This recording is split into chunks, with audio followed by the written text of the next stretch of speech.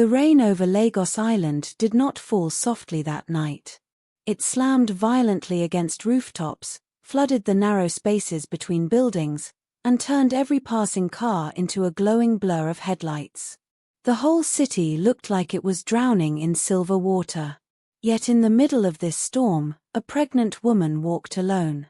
Her name was Dr. Amora Obi, though no one who saw her would ever believe she once stood inside bright operating rooms, guiding surgical teams with confidence.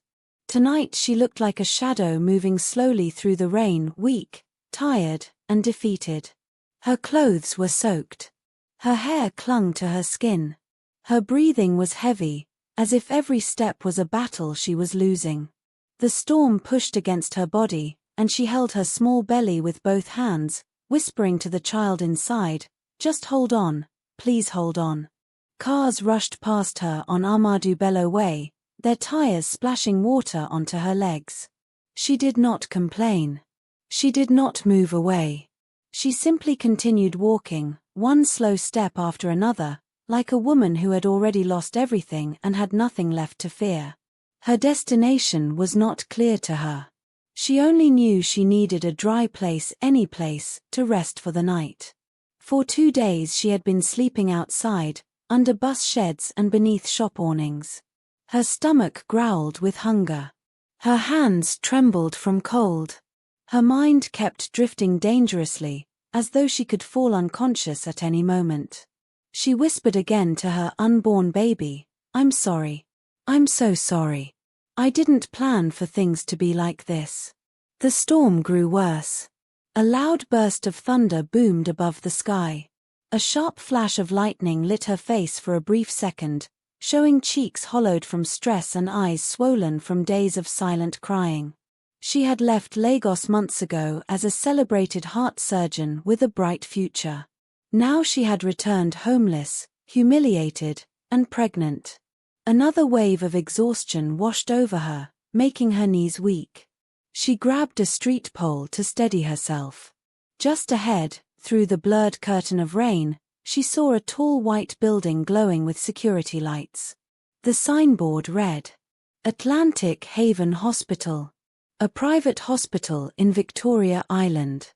A place where the rich entered through polished glass doors, wearing perfumes that filled the hallways. A place where consultants earned more in 1 hour than some families earned in a year. A place Amora once dreamed of working in. Her legs moved toward it without her thinking. Maybe she could stay under the gate roof for a moment. Maybe she could gather enough strength to continue until morning. As she approached the gate, the security guard looked at her with suspicion. "Auntie, you can't stay here." "Oh," he said sharply. "This place is for..." But his voice faded as she swayed on her feet. Her vision began to blur. The ground beneath her shifted. The lights around the building stretched and twisted like distant stars. She could barely hear the guard calling out to her. She whispered one final plea to her unborn child. "Hold on, please." Her legs gave out. Her body collapsed onto the wet pavement with a soft, heartbreaking thud, right beside the gate of the hospital that would soon change her life forever. The guard shouted for help. Rain poured harder. Amora lay still. And the night that would lead her into danger, destiny, and a billionaire she had never met swallowed her completely. Soft light passed through Amora's closed eyelids. It was warm, gentle, nothing like the cold storm that swallowed her the night before. Her body felt strangely light, as though she were floating. Voices whispered around her, low, careful, uncertain. "She is waking up," one voice said. "Be careful." She fainted completely during the night, another responded. Amora's fingers twitched. Her eyes fluttered open. For a moment she could not recognize where she was. The ceiling above her was white, smooth, and bright. The air smelled of disinfectant, clean, sharp, familiar. A hospital room. She was lying on a bed covered with fresh sheets. An 4-line was attached to her hand. She blinked slowly, trying to gather her thoughts. She was not dead. She was not on the street. Someone had brought her inside. A soft voice broke through her confusion. "You are safe now. Please don't move too suddenly." Amora turned her head. A young nurse stood beside her, slim, dark-skinned, with calm eyes and a gentle expression. Her name tag read Nurse Sandra Okafor. "You fainted outside the gate last night," Sandra said. "The guards brought you in. You were soaked in rainwater. And you look like you have not eaten properly in days." Amora swallowed slowly. Her throat felt tight. I'm sorry," she whispered. "I didn't mean to cause trouble."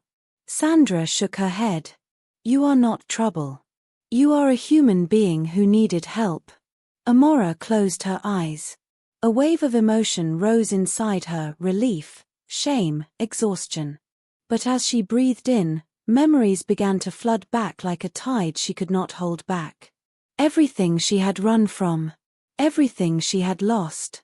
Everything that had turned her into the broken woman lying on this bed. Her mind returned to Chaka, the man she once believed she would marry, the man she trusted with her heart and her dreams. She remembered the day she discovered she was pregnant, how her hands trembled with joy, how she imagined a happy future with him. But when she told him, Chaka did not smile. He did not embrace her. He paced the room, complaining about how her pregnancy would slow down his plans. He told her they were not ready. He asked her to end it. She refused. That was the beginning of the end. Soon after, she found messages on his phone, long, romantic messages to another woman. The betrayal cut deeper than any surgical blade. When she confronted him, he told her she was overreacting and that she should focus on her career. She packed her things and left with her pride and her unborn child. Then came the biggest mistake of her life. Her dream of practicing abroad had always burned brightly inside her. So when she met Mr. Adams, a well-dressed agent who spoke with confidence and carried glossy brochures of American hospitals, she believed him. He told her he could secure her a medical placement in Chicago. He promised a salary that could change her life. She paid him everything she had saved. She sold her car. She borrowed money. But when she arrived in the US, she discovered the truth. There was no job. There was no placement. There was no Mr. Adams, only a disconnected phone number. She had been scammed. Every tear she cried in that cold apartment, every night she spent hungry, every insult she endured when she begged for help, they all returned to her now with painful clarity. She had returned to Lagos with nothing. Not even the dignity she once protected so fiercely. Nurse Sandra noticed the tears slipping down her face. "Do you want water?" she asked softly. Amora shook her head. Her voice trembled. "How long have I been here?" "Only a few hours," Sandra replied. "But we need to talk about something important." Amora looked at her nervously. "What is it?" Sandra hesitated, choosing her words carefully. "You don't have anyone listed as a contact. No family number. No address. And the hospital administrator wants to know how you plan to pay for this room." A sharp pain stabbed Amora's heart. Her hands tightened around the bedsheet. I don't have money," she whispered. Sandra's expression softened with sympathy. "I know," she said. "That's why I moved you here. This is a private hospital. The costs are very high.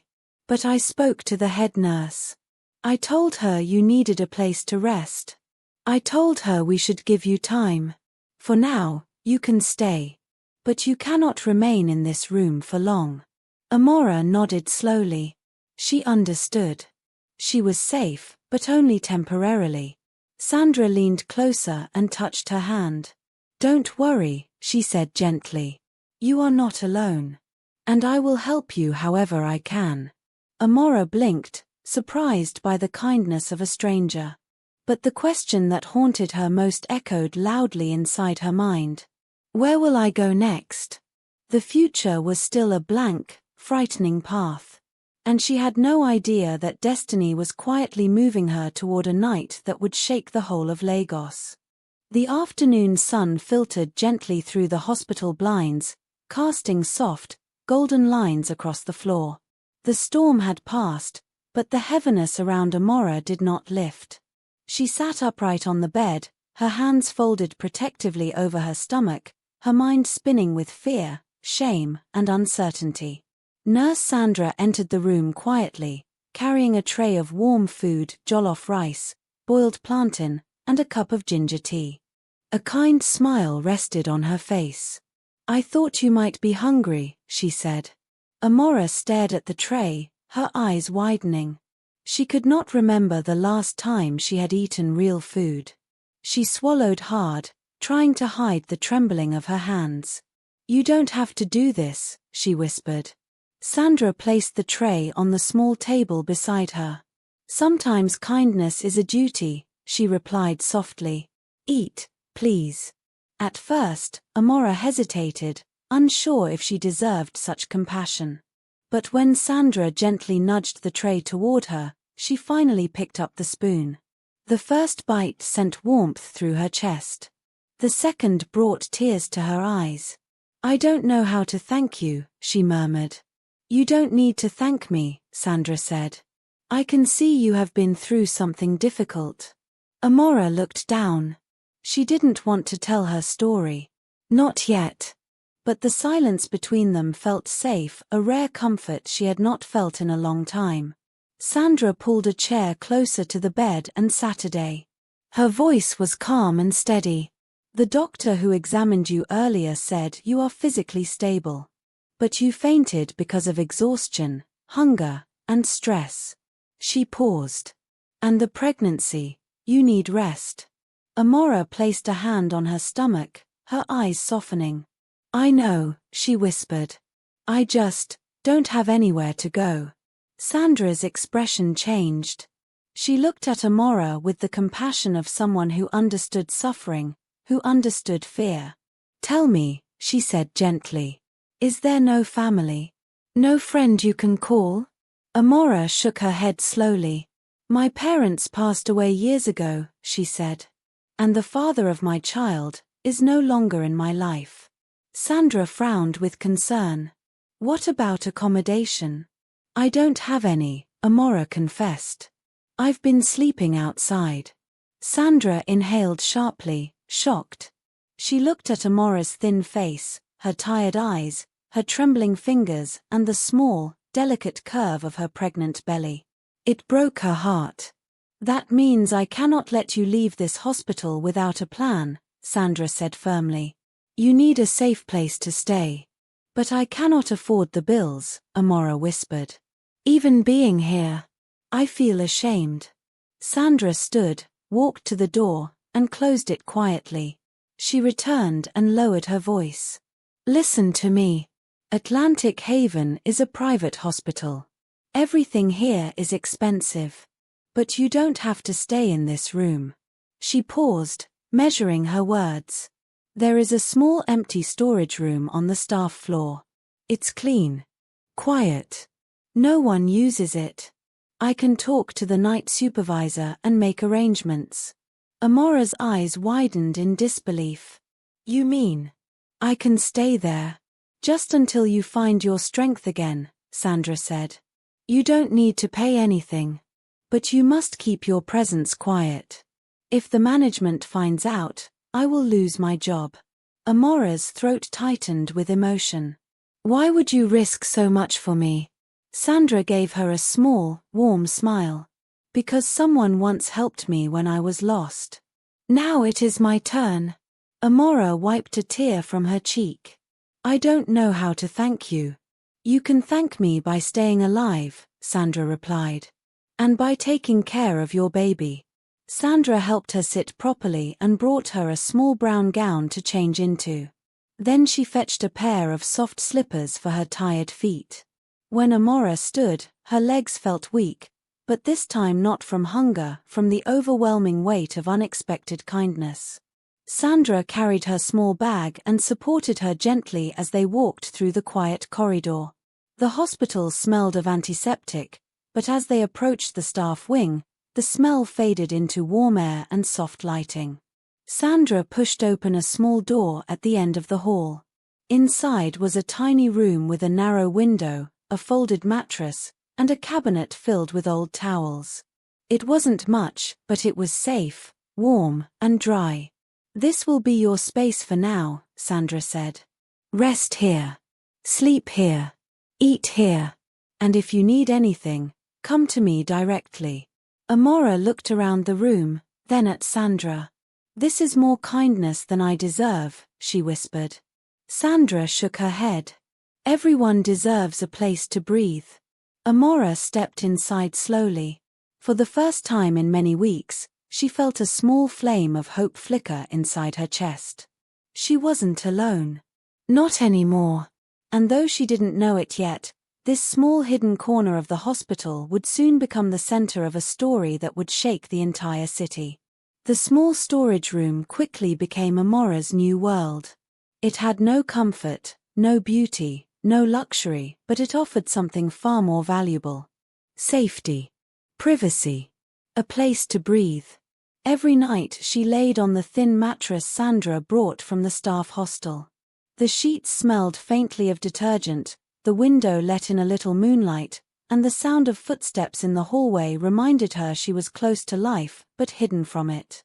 3 days passed quietly. On the 4th morning, Sandra entered with a folded uniform.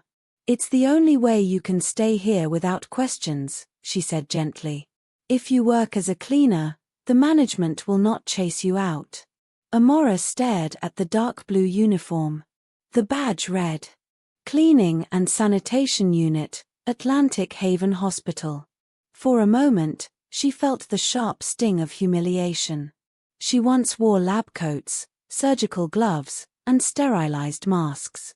She once stood among consultants who greeted her with respect.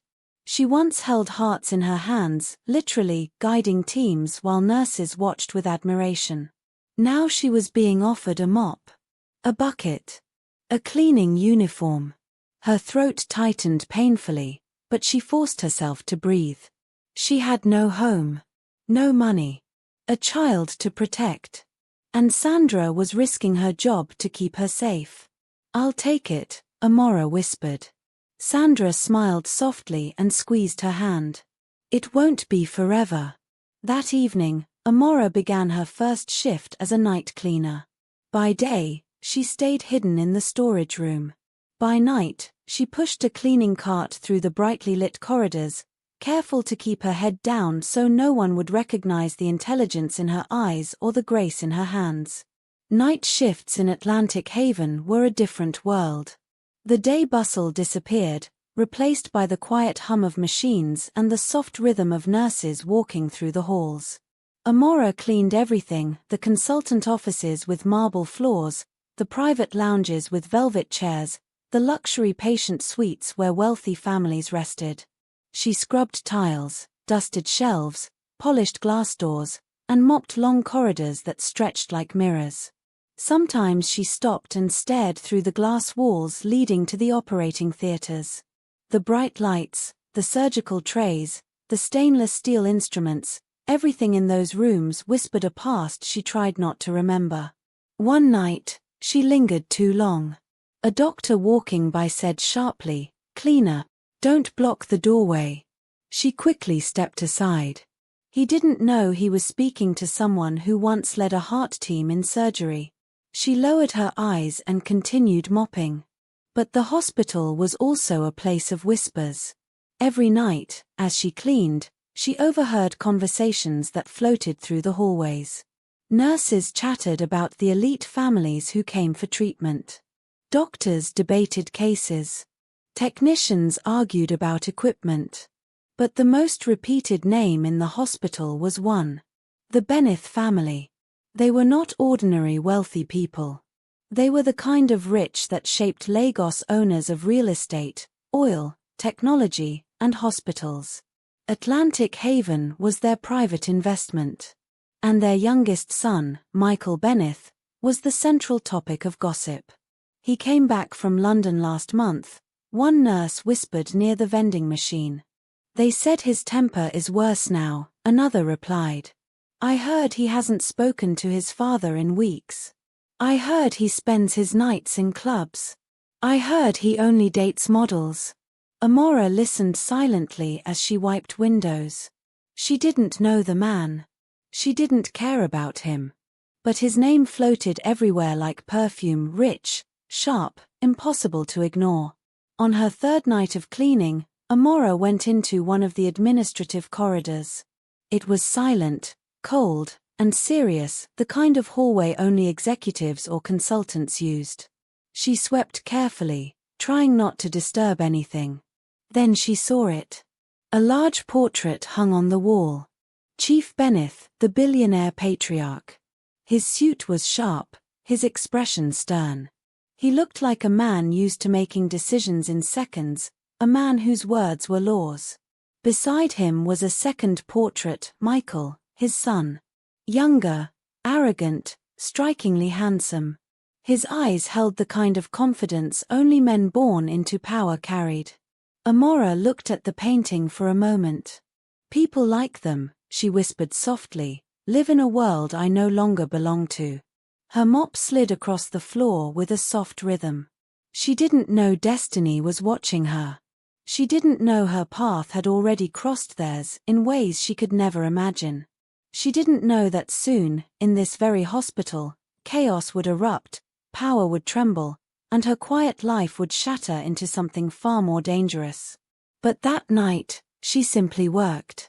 Invisible to everyone, except one woman. Nurse Sandra. Sandra passed by and whispered, "Take it slow. You're doing well." Amora smiled faintly and kept moving. She had no idea how close she was to the moment that would change everything. The night at Lagos Central Teaching Hospital was unusually quiet, the kind of silence that made every sound echo down the empty hallways. Amora sat on a metal bench in the corner of the emergency unit, her back slightly bent, one hand resting protectively on her growing belly. She was exhausted, hungry, and unsure of where she would sleep once the nurses finally sent her away again. But tonight was not going to be ordinary. At exactly 11:47 p.m., the silence shattered. A convoy of 6 black SUVs screeched into the hospital compound. Doors flew open. Armed security men in dark suits jumped out, shouting instructions, pushing people aside, forming a barricade around one of the cars.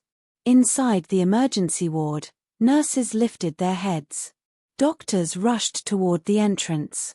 The sudden panic spread so fast that even Amora felt her chest tighten. Then she heard the words that made her blood run cold.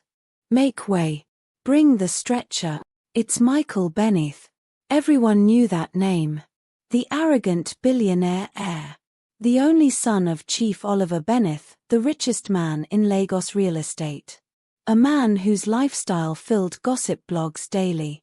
A man everyone feared to treat because his father's temper could destroy careers. Within seconds, the hospital doors burst open, and Michael was wheeled in on a stretcher. His face was covered in blood. His shirt was torn. His breathing was weak and shallow. Nurses gasped. Doctors froze. Amora's heart began to race as she shrank deeper into her corner, hoping no one would notice her. She had already survived too many nights filled with fear. She didn't want to be dragged into the chaos of rich men and their problems. But the chaos grew louder. "What happened to him?" a doctor shouted. "He was attacked at a club in Ikoyi," one of the security men barked. "Someone smashed a bottle into his chest. He collapsed before we reached the gate." The emergency team tried to check his pulse, but panic made their hands clumsy. Blood soaked the stretcher. Michael's breathing became worse. Machines beeped violently. Then one nurse screamed. "His heart rate is dropping." Another doctor yanked off his gloves. "We need a cardiothoracic surgeon." The head nurse shook her head frantically. "We don't have one on duty tonight. Dr. Chukwu is out of town for a conference." "What about Dr. Musa?" He resigned last week. What about Dr. Alade? She cannot come till morning. The room froze. No surgeon. A dying billionaire heir. A furious father on the way. The perfect recipe for disaster. And it arrived in the next second. A tall man in a three-piece agbada stormed into the emergency ward like a hurricane. His voice roared through the corridor. "Where is my son?" Everyone turned. Chief Oliver Benneth.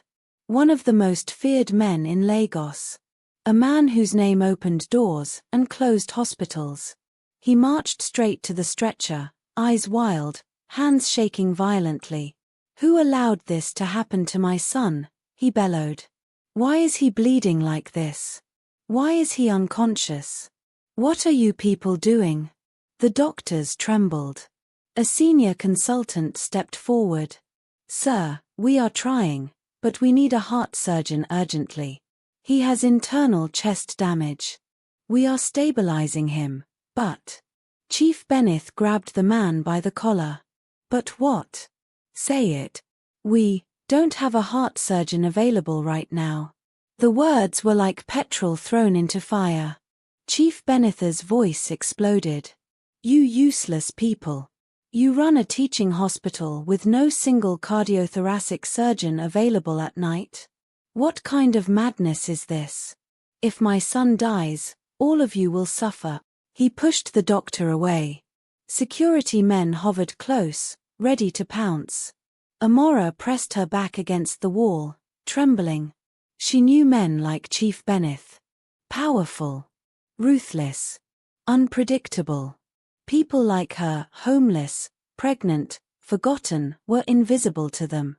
Another team of doctors arrived, but they were just as helpless. "We need to operate now," one whispered urgently. "His lung is collapsing. His heart rhythm is unstable.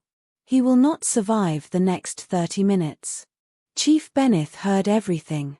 He turned red with rage. "Then get someone. Anyone." The room fell silent. No one could meet his eyes. Then he slammed his fist against the metal table and roared. "Do something." His voice shook the entire ward. Michael's body jerked as another wave of pain hit him. Machines beeped louder. Nurses ran around in panic, trying to keep him alive for just one more minute. Amora watched helplessly from her corner as the billionaire heir drifted between life and death. She had seen blood before. She had seen people die on the streets with no help. But tonight was different. Tonight, she could feel something pulling her spirit, something whispering that this moment mattered. But she stayed quiet. She stayed hidden. She stayed in the shadows. Because if she stepped forward now, everything in her life would change. She didn't know yet whether it would change for good or for destruction. But the night was not done with her. Not even close. Chaos filled the emergency room like a storm that refused to calm down. Doctors shouted over one another, nurses ran in all directions, and security guards blocked every corner. Michael Benneth's stretcher was now surrounded by frantic hospital staff who were trying and failing to keep him alive. A nurse yelled, "His pulse is extremely weak." Another doctor shouted, "We're losing him." Machines beeped louder, faster, then suddenly dipped in sound. Chief Benneth's voice thundered again. "Do not let my son die. If anything happens to him, every one of you will answer to me." His eyes were filled with so much rage and fear that no doctor dared to speak again. Amora watched everything from her dark corner, her hands trembling, her heartbeat racing so hard it hurt. She didn't want to be involved. She had spent months hiding from trouble, avoiding attention, avoiding conversations, avoiding anything that could threaten the fragile safety she lived with every day. But now, her mind wouldn't stay quiet. She could see everything they were missing.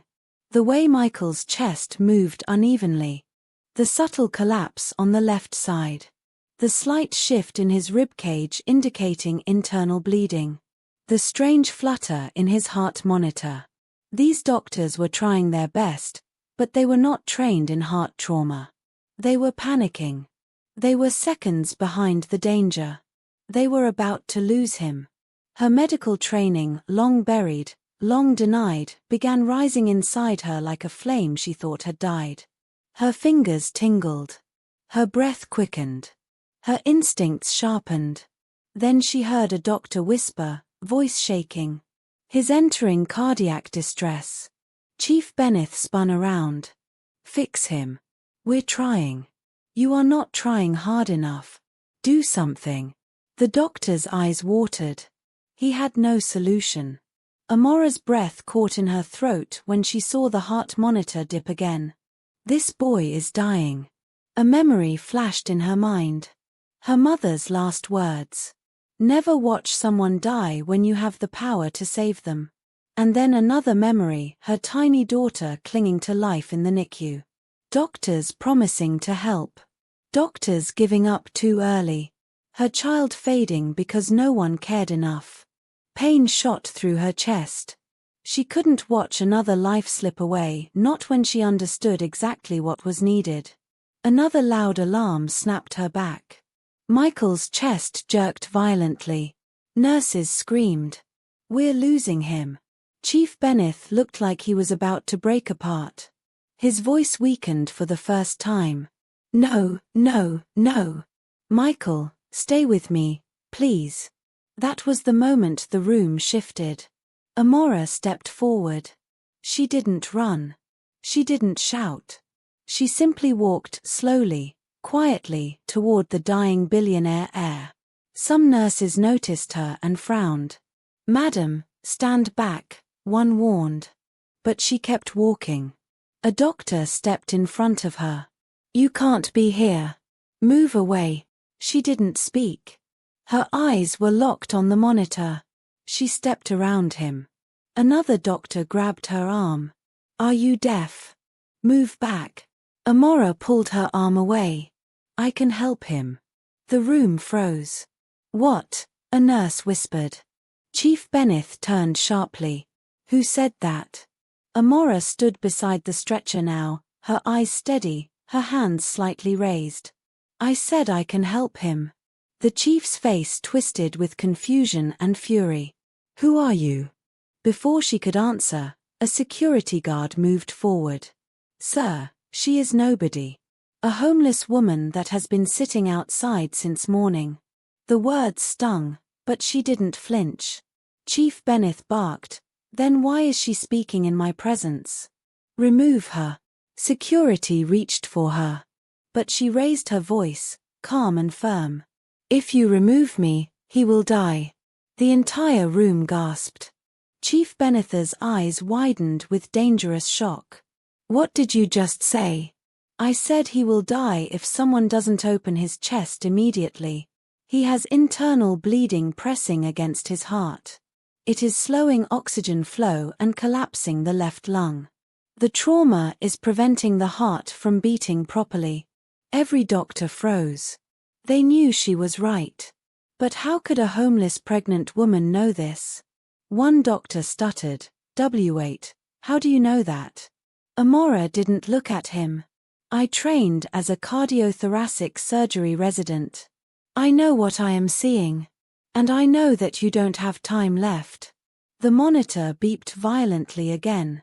Another nurse screamed. His crashing. Chief Benneth turned pale as chalk. His voice came out small. Doctor, is she telling the truth? The senior emergency doctor swallowed hard. She is not wrong, sir. Everything she said matches what we are seeing. Then the monitor dipped again. A flat sound began sneaking into the rhythm. Amora leaned closer. Give me tools. I can stabilize him long enough for a full intervention.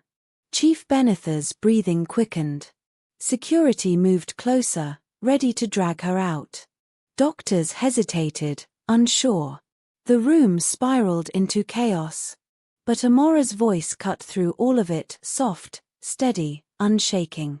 You asked for anyone who could save your son. I'm standing right here.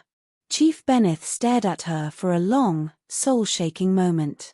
Another alarm blasted. Michael's body jerked. And then, the monitor went flat for half a second. Everyone screamed. Chief Benneth looked at Amora again. His voice broke. "Save my son." Amora inhaled sharply. Because now, there was no turning back. The moment Chief Benneth said, "Save my son," every eye turned toward Amora, not as the homeless woman they dismissed earlier, but as the only person in the room with the courage to take responsibility. But not everyone welcomed her presence. A senior doctor protested immediately. "Sir, we cannot let an unregistered civilian touch a patient." Chief Benneth snapped like a man who had no time for arguments. "Then consider this an order.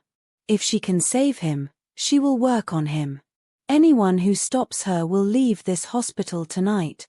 Silence crashed into the room. Doctors exchanged frightened glances. One nurse slowly handed Amora a pair of sterile gloves. Another brought a small trolley of emergency surgical tools, the only equipment they had for chest trauma without a heart surgeon present. The tension was so thick that even the fluorescent lights seemed to dim. Amora wore the gloves with shaky fingers. Not because she was unsure, but because she understood the weight of what she was about to do. She approached Michael's stretcher, her eyes scanning him like a machine. Sharp breathing. Weak pulse. Cold sweat. Severe internal bleeding. Cyanosis beginning around the lips. He was slipping away. Her heart tightened painfully. "Please don't die." "Not yet." A trembling junior doctor whispered from behind her. What exactly do you need us to do?" Amora didn't look up. "Prepare a thoracic needle. Get a scalpel ready. Bring me a chest tube. And someone increase the oxygen flow now." They obeyed instantly, even the doctors who doubted her. Something in her voice, in her posture, forced them to trust her. For a moment, everyone forgot she was a pregnant woman with dust on her clothes. She looked like a surgeon again. Chief Benneth stood at the foot of the stretcher, fists clenched, eyes burning with fear. "Will he live?" he asked, voice shaking. Amora didn't promise. Surgeons only promised skill, never outcomes. But she said softly, "I will not let him go without a fight." The beeping intensified. Michael's chest rose sharply, then fell shallow again. "We're losing him," a nurse whimpered. Amora reached for the syringe-like thoracic needle. "Lift his shirt." Two nurses pulled the fabric up. Gasps filled the room. Michael's left chest was swollen, purple, filled with air and blood trapped inside. His lung was suffocating, literally drowning. Amora closed her eyes briefly. This was it. The moment she stepped fully back into the world she abandoned. "Hold him," she ordered. The nurses steadied his body. Amora positioned the needle. The entire room held its breath. Then, she pierced the side of his chest. A sharp burst of trapped air shot out with a wet, gurgling sound. Blood sprayed into the tube she attached. The monitor beeped faster. Michael's chest rose. Everyone gasped. "He's breathing better," a nurse cried. The swelling reduced slightly, but Amora didn't celebrate. "That's not enough," she murmured. "His lung is still collapsing. I need to make an incision." A senior doctor stepped forward. "You mean, perform an emergency thoracostomy?" Amora nodded. Chief Benneth swallowed hard. "Do it. Do anything." The scalpel was placed in her hand. Her heartbeat thundered inside her head. Her baby kicked weakly, sensing her tension, but she whispered, "Just hold on for me, please." Then she cut. A clean, precise incision between the ribs. The room erupted in whispers. "She knows what she's doing. This woman, who is she? I've never seen hands so steady." Blood flowed out, dark, heavy, life-threatening blood. Amora inserted her gloved fingers, locating the space. Then she took the chest tube and slid it inside, securing it in place. Machines beeped rapidly. The air rushed again. Michael gasped sharply, his first real breath since arriving. His pulse rose. His oxygen levels increased. A nurse shouted, "He's stabilizing." Another cried, "It's working." The senior doctor covered his mouth in shock. Chief Benneth staggered backward, eyes filled with tears for the first time in his life. His son, his only son, had just been pulled back from death by a woman who slept outside the hospital gate. Amora adjusted the tube, cleaned the incision, and secured the bandage. Sweat dripped down her forehead. Her hands were shaking now, not from fear, but from the overwhelming pressure and adrenaline. She took a deep breath. It's done. Michael was stable, but weak. He still needed full surgery, but this bought him time. Precious time. Life-saving time. Amora stepped back, suddenly aware of everyone staring at her. Doctors were speechless. Nurses were trembling. Even the security guards looked stunned. She wiped her forehead and whispered, "He will need the full operation within the hour, but he won't die tonight." Chief Benneth walked slowly toward her. The room held its breath again. Would he thank her? Would he scream at her? Would he accuse her of touching his son? He stopped right in front of her. His voice was low, rough with emotion. You saved his life." Amora looked down, unsure how to respond. But before she could speak, her stomach tightened violently. A sharp pain shot through her lower back. She gasped and grabbed the metal tray beside her. A nurse rushed to her side. "Madam, are you all right?" Amora tried to speak, but another wave of pain hit her. "Not now. Please, not now." Another contraction tightened her abdomen. Her breath caught. The nurse's eyes widened in horror. "Oh my God, she's in labor." The entire room turned toward her. The homeless woman who had just saved a billionaire's son was now collapsing. And everyone suddenly realized she needed saving too. The moment the nurse shouted she's in labor, the entire emergency ward spun into chaos again, this time in a different direction. Amora's knees buckled. She grabbed the edge of a trolley, her breathing sharp and uneven, sweat gathering instantly along her forehead. The pain came again, stronger, deeper, an unmistakable contraction that stole her breath. "Not now. Please, God, not now." She tried to steady herself, but her body had its own plans. Her vision blurred at the edges, and a warm wave rushed down her spine. Two nurses rushed toward her. "Madam, hold on. Quick, get a wheelchair." Chief Benneth stared in shock. Just moments ago, she was saving his son with steady hands and sharp decisions. Now she was gasping for air, clutching her belly, trembling. He blinked rapidly, confused. Is she truly in labor? Now. A nurse nodded urgently. "Yes, sir. She's in active labor. We must move her to maternity immediately." Amora groaned as another contraction seized her abdomen. She leaned forward, fighting the scream rising in her throat. Her baby was coming. But she had nowhere to go. No home. No hospital file. No registration. No support. No money. And she knew exactly how hospitals treated women like her, women without documents, without insurance, without a date of booking. Fear stabbed her heart. I cannot pay," she whispered painfully. The nurses exchanged quick, troubled glances. Even in labor, she worried about money. Chief Benneth heard her and froze. He watched the woman sway, clutching her belly, her face twisted with pain. This same woman had just saved his son's life, without hesitation, without demand, without knowing who he truly was. She had stepped into danger for someone she didn't know.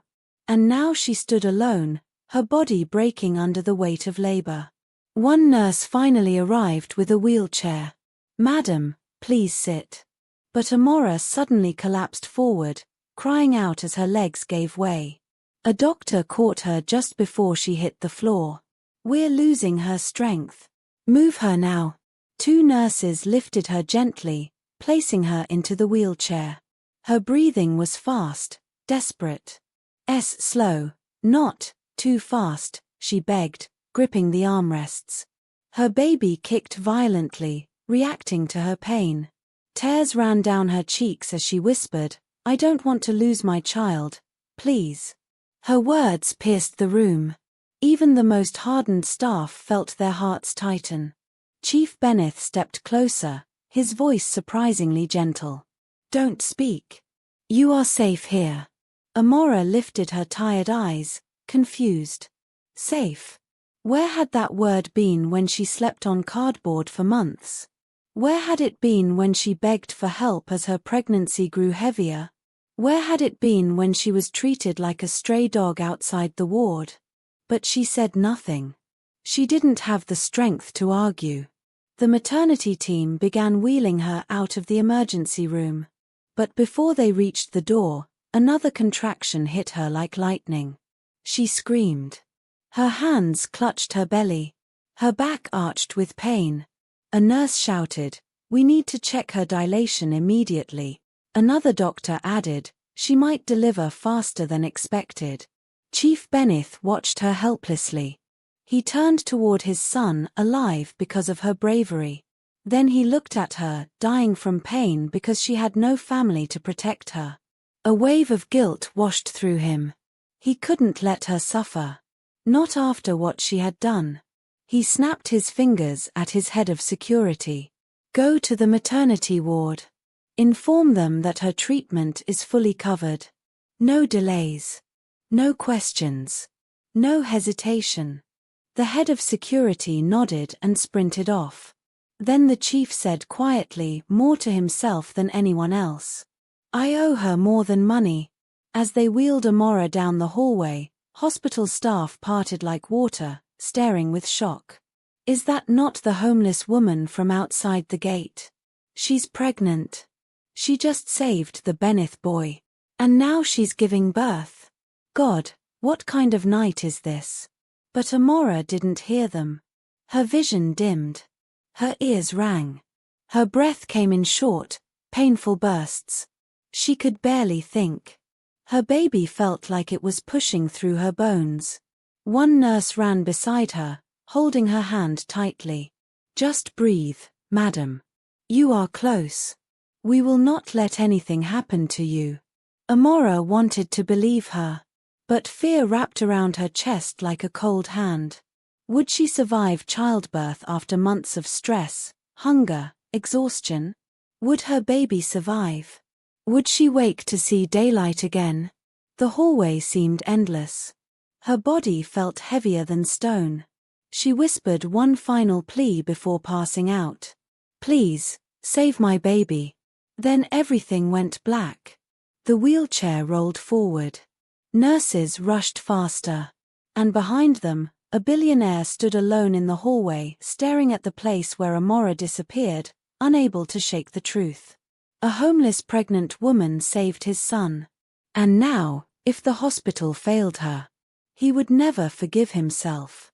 The knife fell from Amora's trembling hand, clattering loudly against the tiled floor. The sound echoed through the small waiting room, slicing through the tense moment between Chief Benneth and the medical team. Everyone turned. Everyone froze. And in that terrifying silence, the truth stood naked. They had no surgeon. The billionaire's son was minutes from dying. And the homeless pregnant woman was their only hope. Chief Benneth's rage blended with fear as he stared at her. His jaw tightened. His breathing quickened. His voice dropped dangerously low. "Amora, if my son dies because of your hesitation, I swear." Amora shook her head quickly, panicked tears filling her eyes. I am not hesitating. I am only frightened. I have not touched a surgical table in many months. I have no license here. I have no team. I have no..." You have your hands, Chief Benneth snapped. And right now, that is more than anyone else here can offer. A deep groan escaped Michael from the stretcher. His fingers twitched. His chest rose with painful effort. The sound tore through Amora's soul. Her mother's voice echoed in her head. When you see pain, my daughter, you do not walk away. You step closer. You heal. Even if your own heart is breaking. Amora wiped her tears. Then slowly, she bent to pick up the knife. I will need a full gown, she said finally. A sterile environment. Good light. 2 steady assistants. And monitoring equipment. Now. Her voice, though shaky, carried authority, real authority. The staff jolted into motion. Nurses hurriedly rolled in the proper tools. 2 junior doctors rushed to stand beside her, anxious but willing. A technician prepared the monitors. Clean gowns were placed on her. Gloves. Mask. Cap. For a moment, Amora stood there dressed like a real surgeon again. Chief Benneth watched her closely, his anger replaced with something else. Something hard to describe. Something between desperation and grudging respect. Save him, he said quietly. Whatever it takes. Amora nodded. 2 nurses pushed the stretcher toward the emergency theater. Michael groaned again, the sound weak, fading. As they reached the doors, the lights flickered. The generator coughed and buzzed. Power dipped. Everyone panicked. Not now, a nurse cried.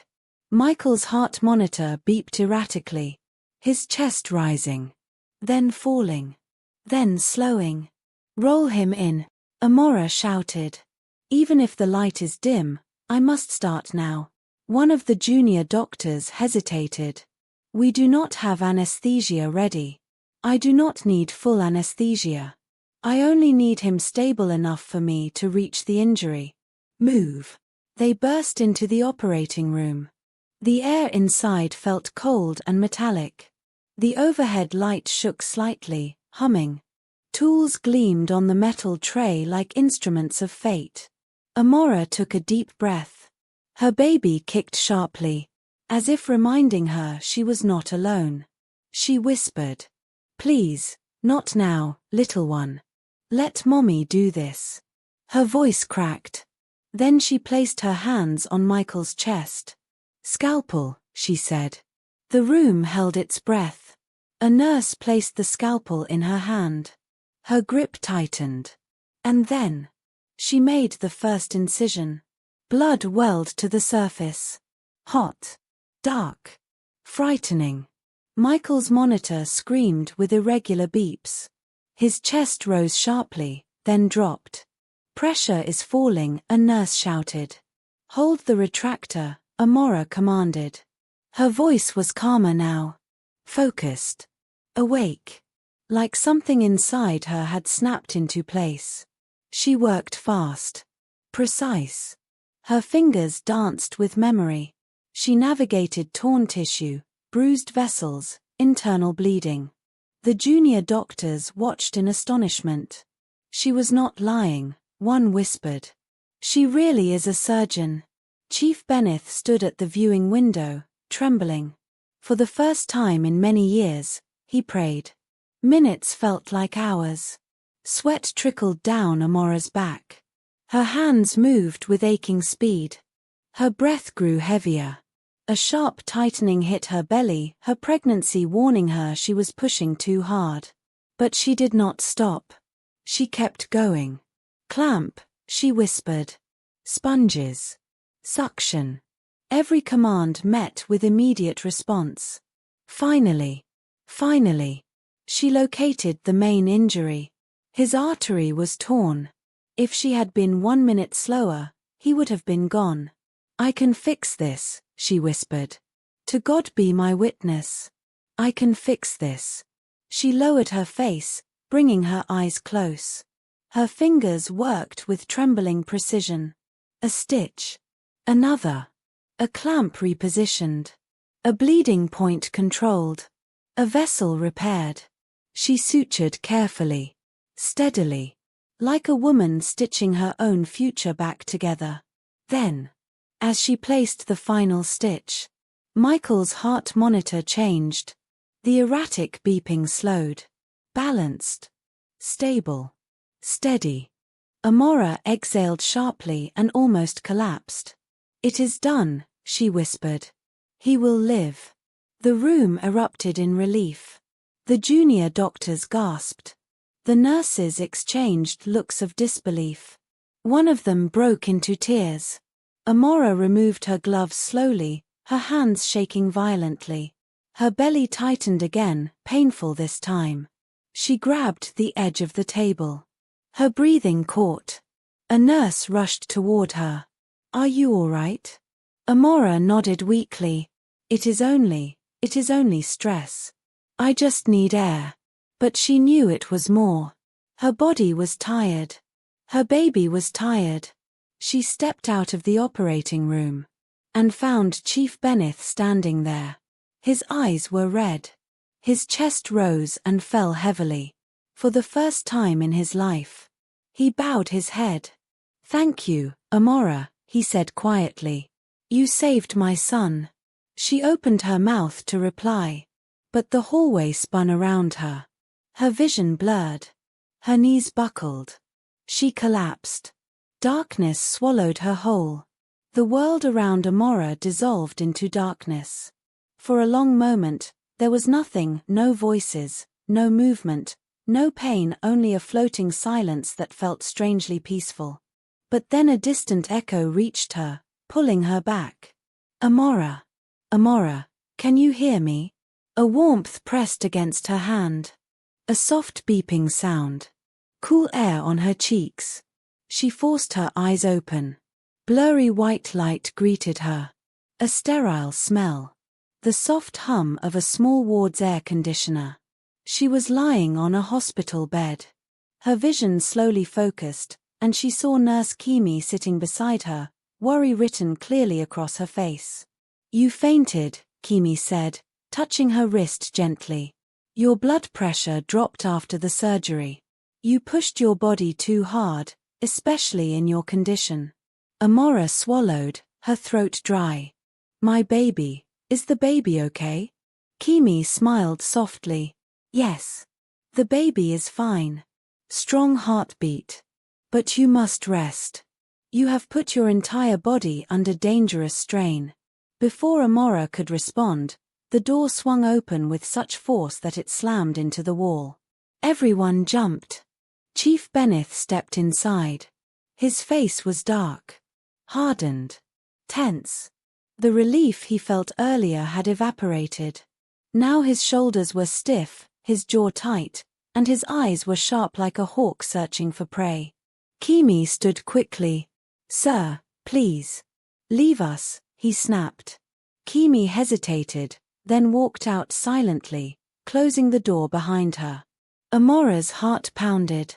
She tried to sit up, but Chief Benneth raised a hand. "Do not move," he said. Not soft.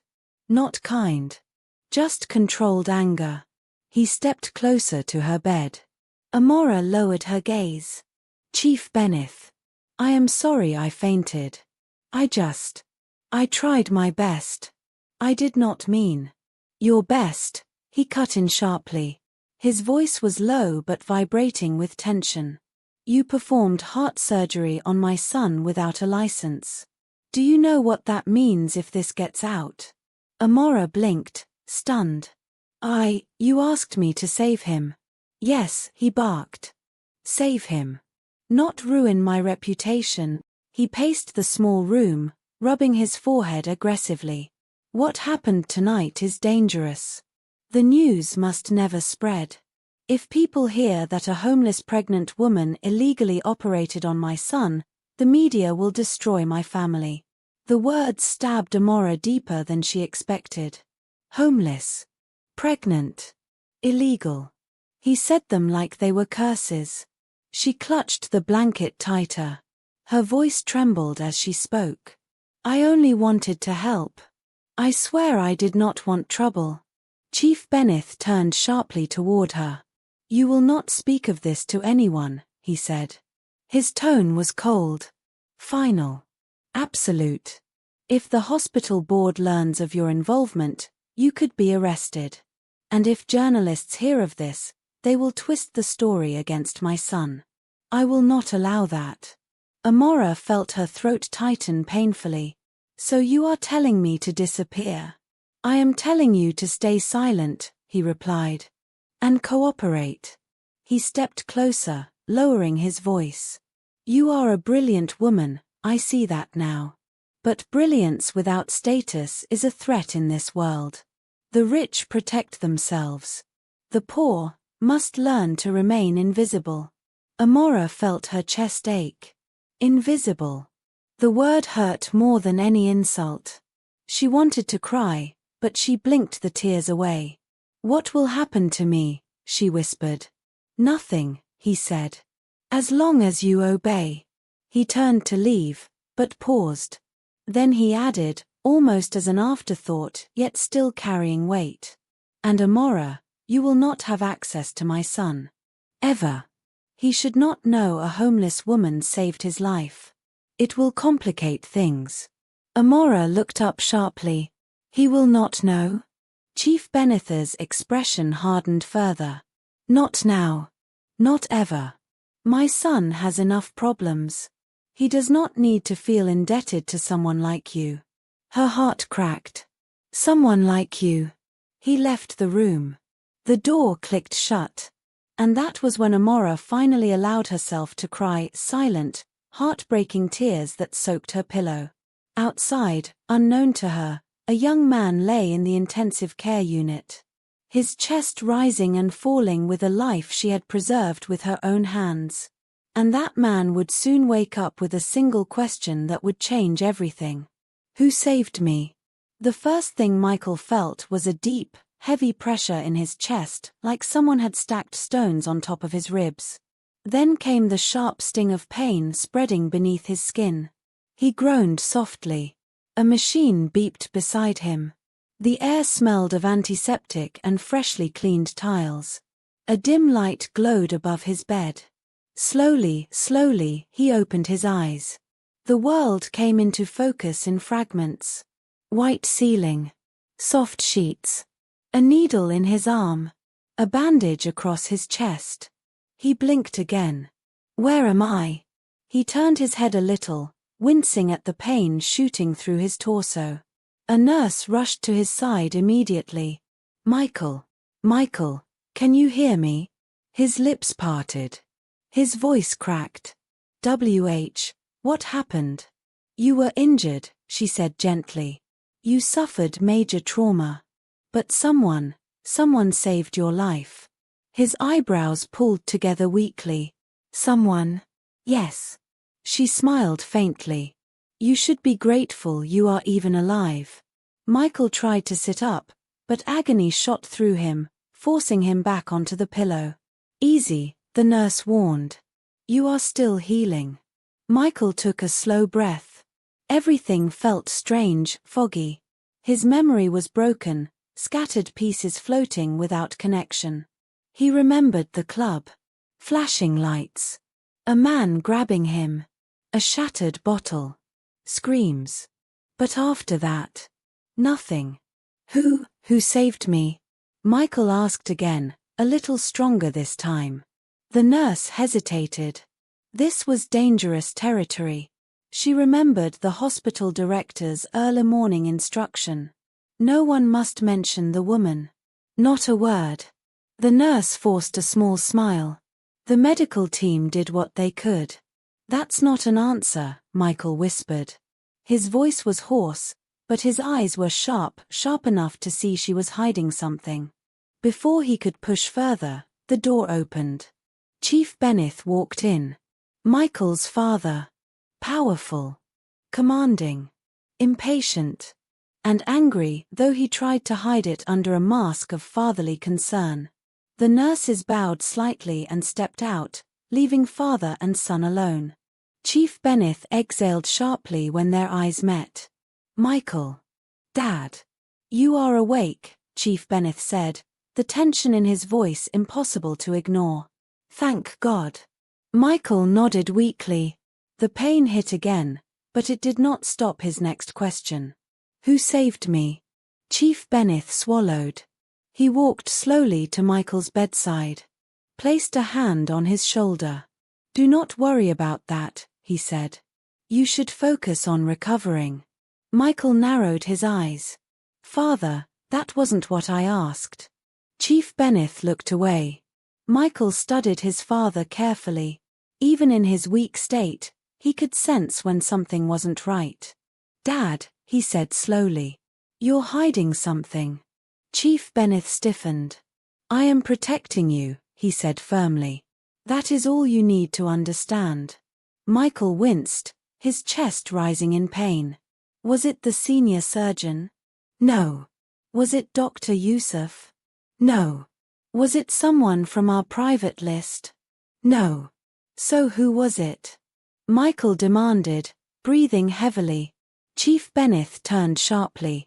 You do not need to know. His voice shook the room. Michael blinked in surprise. His father rarely raised his voice at him. This meant the secret was heavier than he thought. Dad, Michael whispered. Please. Tell me. Silence. A long, suffocating silence. Finally, Chief Benneth spoke. It does not matter who saved you. What matters is that you are alive. Knowing the details will only complicate things. Michael stared at him. What kind of complication is worse than dying? Chief Benneth clenched his jaw. You must trust me, Michael. He started walking toward the door. But somebody risked their life for mine, Michael said softly. Chief Benneth stopped. And I want to thank that person. The older man closed his eyes for a moment. Pain washed over his face. Not physical pain. Something deeper. Something like guilt. Forget the past few hours, he said without turning around. It is better for you. Better for all of us. Michael watched him leave. The door closed. And in that silence, Michael made up his mind. He would find out the truth, no matter what it cost. Meanwhile, across the hospital, in a dim recovery room with bad lighting and peeling paint, Amora lay awake, staring at the ceiling. Her hand rested on her belly. She whispered. We saved a life today, but no one must ever know. She did not know that the man she saved was already searching for her, and that their paths were destined to collide sooner than anyone expected.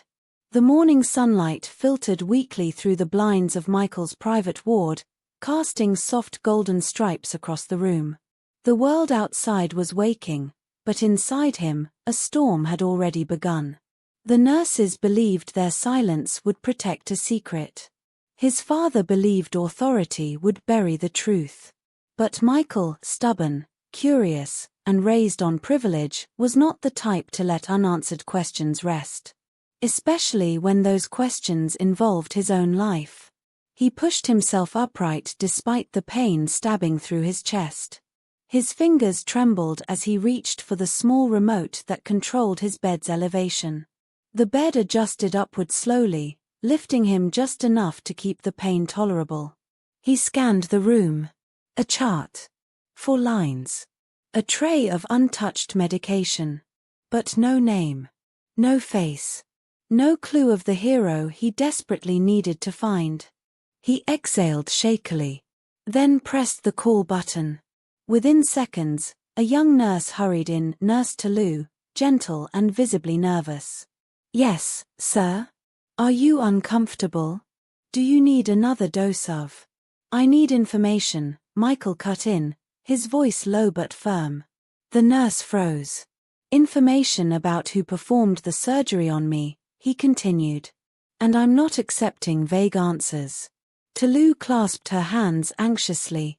I cannot say anything, sir.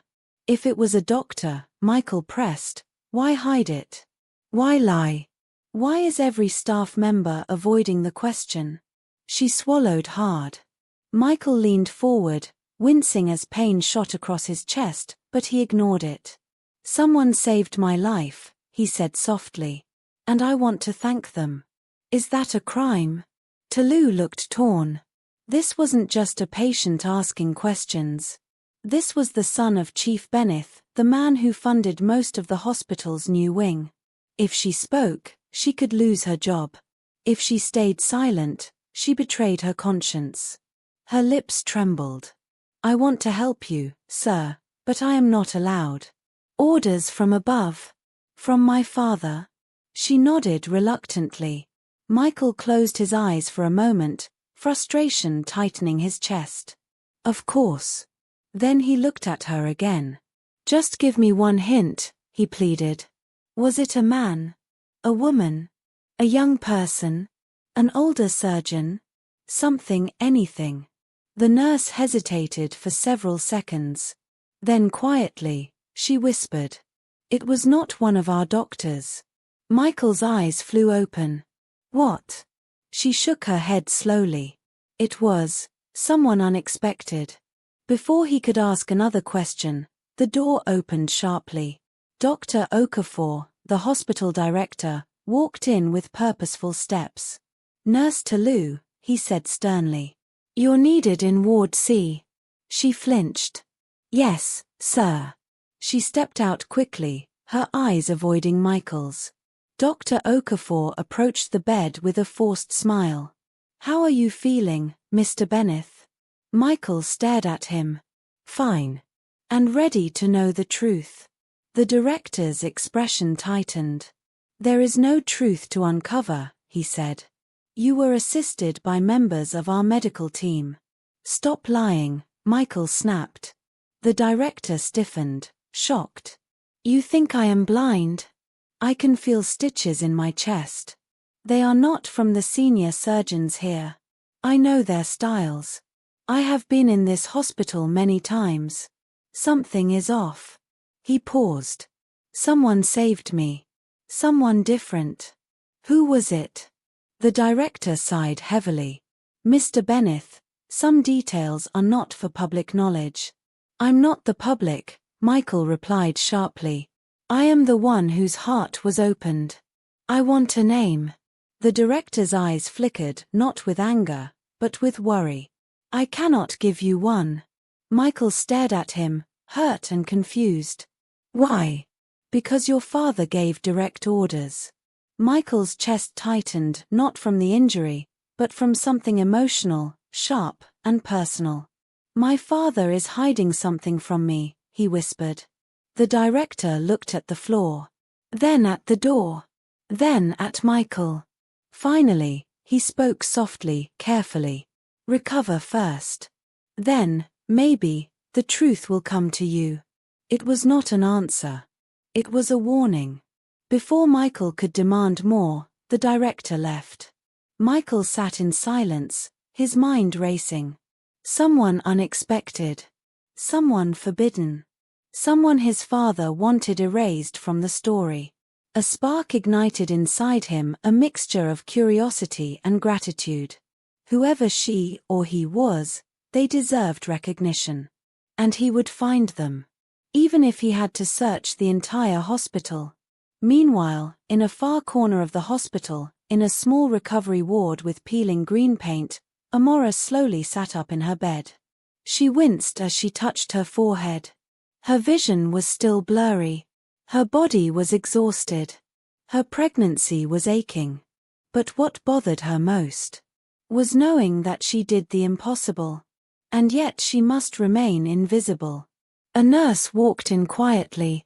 Amora, you need to rest. Amora nodded weakly. Is he okay? She whispered. The nurse sighed softly.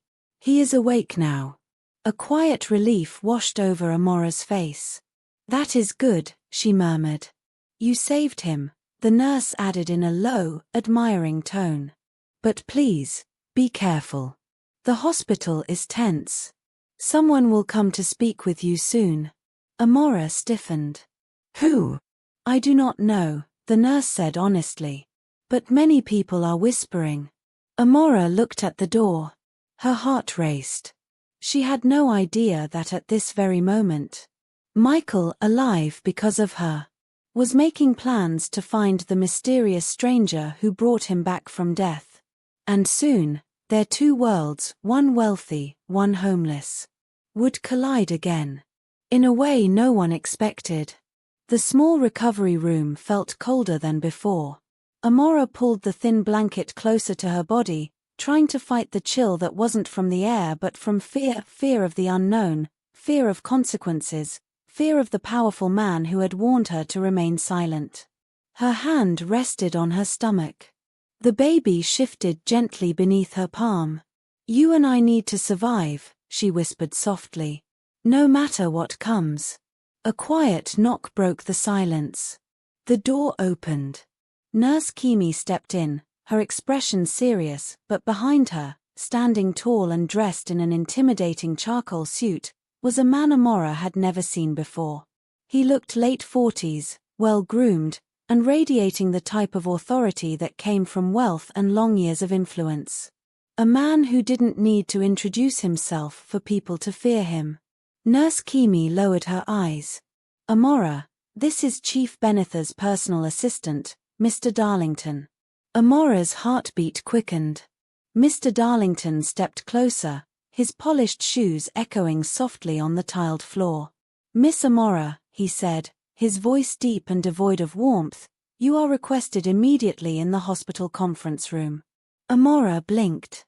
"Conference room? Why?" Mr. Darlington did not blink. "Matters concerning last night's situation." The word situation felt like poison. Amora rubbed her palms together. Is Chief Beneth angry?" Mr. Darlington paused.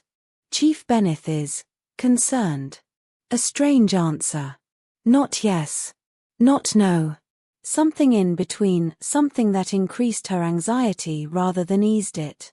Nurse Kimi stepped forward timidly. "She is still weak. Maybe she should rest." Mr. Darlington raised a hand. "No. The meeting is not optional." Amora's chest tightened. Her breathing grew shallow. Was she in trouble? Would they arrest her? Would this be the day everything fell apart? Mr. Darlington turned toward the door. "Follow me." Amora slowly climbed out of the bed. Her legs trembled. Her head felt light. She placed a hand on her belly for support. Nurse Kimi rushed to her side. "Let me help," Amora whispered. "Thank you." Together, they stepped into the hallway. The hospital had transformed. Doctors whispered in clusters. Nurses avoided eye contact. Security men stood at key points, monitoring the halls. It was far too much tension for just a surgery. Something bigger was happening. As Amora and the two escorts walked past the reception area, she overheard two nurses. "Is it true?" "Yes. The chief wants to control everything before the board hears anything." "But what about the woman? She could lose her baby if this goes wrong." The rest of the words faded as they walked farther down the hall. Mr. Darlington led them to a set of double doors with frosted glass panels. A gold sign above it read, "Conference Room, Hospital Administration." He pushed the doors open. Amora stepped inside, and froze. Sitting around a long polished table were Chief Beneth, stiff and unsmiling; the hospital director, Dr. Okafor; two members of the hospital board; a lawyer in a navy blue suit; a stern woman from the Medical Licensing Authority; and several folders labeled confidential. Amora's stomach dropped. Nurse Kimi squeezed her hand secretly before stepping aside. Mr. Darlington gestured. "Sit." Amora sat slowly, her palms sweating. Chief Beneth leaned back in his chair. His voice was calm. Too calm. "Amora," he said.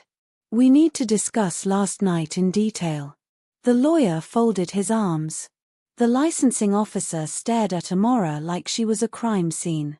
The hospital director avoided her eyes entirely. Amora swallowed. I only wanted to help. Chief Benith nodded once. And you did. My son is alive because of you. We all acknowledge that. Relief washed over her briefly. But then, the licensing officer leaned forward. Miss Amora, do you have a valid medical license in Nigeria? Amora's blood ran cold. She closed her eyes. No. Did you perform heart surgery last night? The officer asked. Amora opened her eyes slowly. Everyone was staring at her. Yes, she whispered. A ripple of tension spread across the room. The lawyer spoke next. Do you understand that performing surgery without a license is a federal offense that can lead to imprisonment? Imprisonment. The word struck her like a slap. Her hand instinctively protected her belly. I was the only one there. Amora cried softly. He was dying. What was I supposed to do? Watch him bleed to death? Silence. The board members exchanged glances. Dr. Okafor finally spoke, clearing his throat. Amora acted out of necessity and saved a life. The hospital failed to provide a surgeon. This must be considered. Chief Benith raised a hand slowly. Everyone became quiet. He looked at Amora with unreadable eyes. I will not allow you to be punished, he said. Amora gasped softly. He continued. But I also cannot allow the media or the public to know that a homeless, unlicensed woman performed surgery on my son. It would cause a national scandal. The lawyer nodded in agreement. So, Chief Benith said, folding his hands on the table, we have reached a solution. Amora's heart raced. What solution? You will sign a document, the lawyer said, sliding a folder toward her. Amora looked at it with trembling hands. A non-disclosure agreement. Legally binding. Strict. Unbreakable. In exchange, Chief Benith continued, you will not face criminal charges. And, the hospital director added softly, we will continue to provide basic medical care for you until your baby is born. Amora blinked rapidly. So I am to stay silent? Chief Benith's voice dropped. Yes. For your sake, and for ours. Amora stared at the document. Her eyes blurred. She had no power. No money. No lawyer. No way to fight. Her baby kicked gently, as if asking her to protect them. Her throat tightened. She reached for the pen, then froze. Because at that exact moment, someone pushed the conference room doors open with force. Everyone turned sharply, and standing in the doorway, slightly weak but determined, wearing a hospital gown, chest bandaged, and eyes burning with urgency, was Michael Benith, the man whose life she saved. Stop, he said breathlessly. His gaze locked on Amora. No one signs anything until I know the truth. The air in the conference room froze. Michael's sudden appearance sent a ripple of tension through the room. Chief Benith's jaw tightened. The board members stiffened. Even the lawyer straightened, pen paused midair. Amora's heart skipped. She pressed a trembling hand against her belly. How had he even gotten there so fast? She had assumed the secrecy surrounding her actions would protect her. She had assumed no one would come looking. Michael took slow steps toward the table, each movement deliberate, his eyes never leaving hers.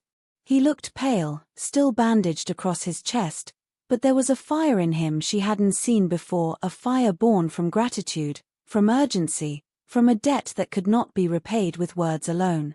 I will not let this continue, Michael said firmly, his voice steady despite the faint rasp from his still healing lungs. She saved my life. She deserves recognition, not fear. Chief Benith's eyes narrowed. Michael, this is not your concern. You are recovering. Leave these matters to the adults. Michael's gaze sharpened. No, father. This is my concern. I do not care about politics, or reputation, or embarrassment. A life was saved. A real life. That person, Amora, she risked everything. And I am not letting anyone punish her. Amora felt her chest tighten, partly from fear, partly from relief. Michael, the man she saved, was standing up for her.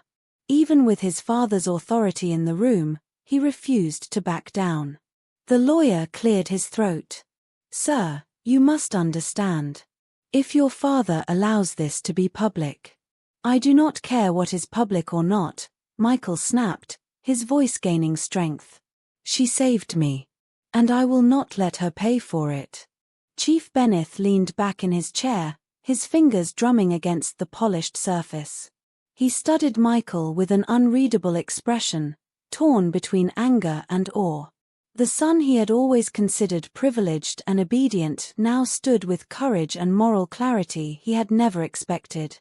Michael turned to Amora, his gaze softening. Are you okay? He asked, his voice quieter now. Did they threaten you? Amora shook her head, her lips trembling. I just don't want my baby to be hurt.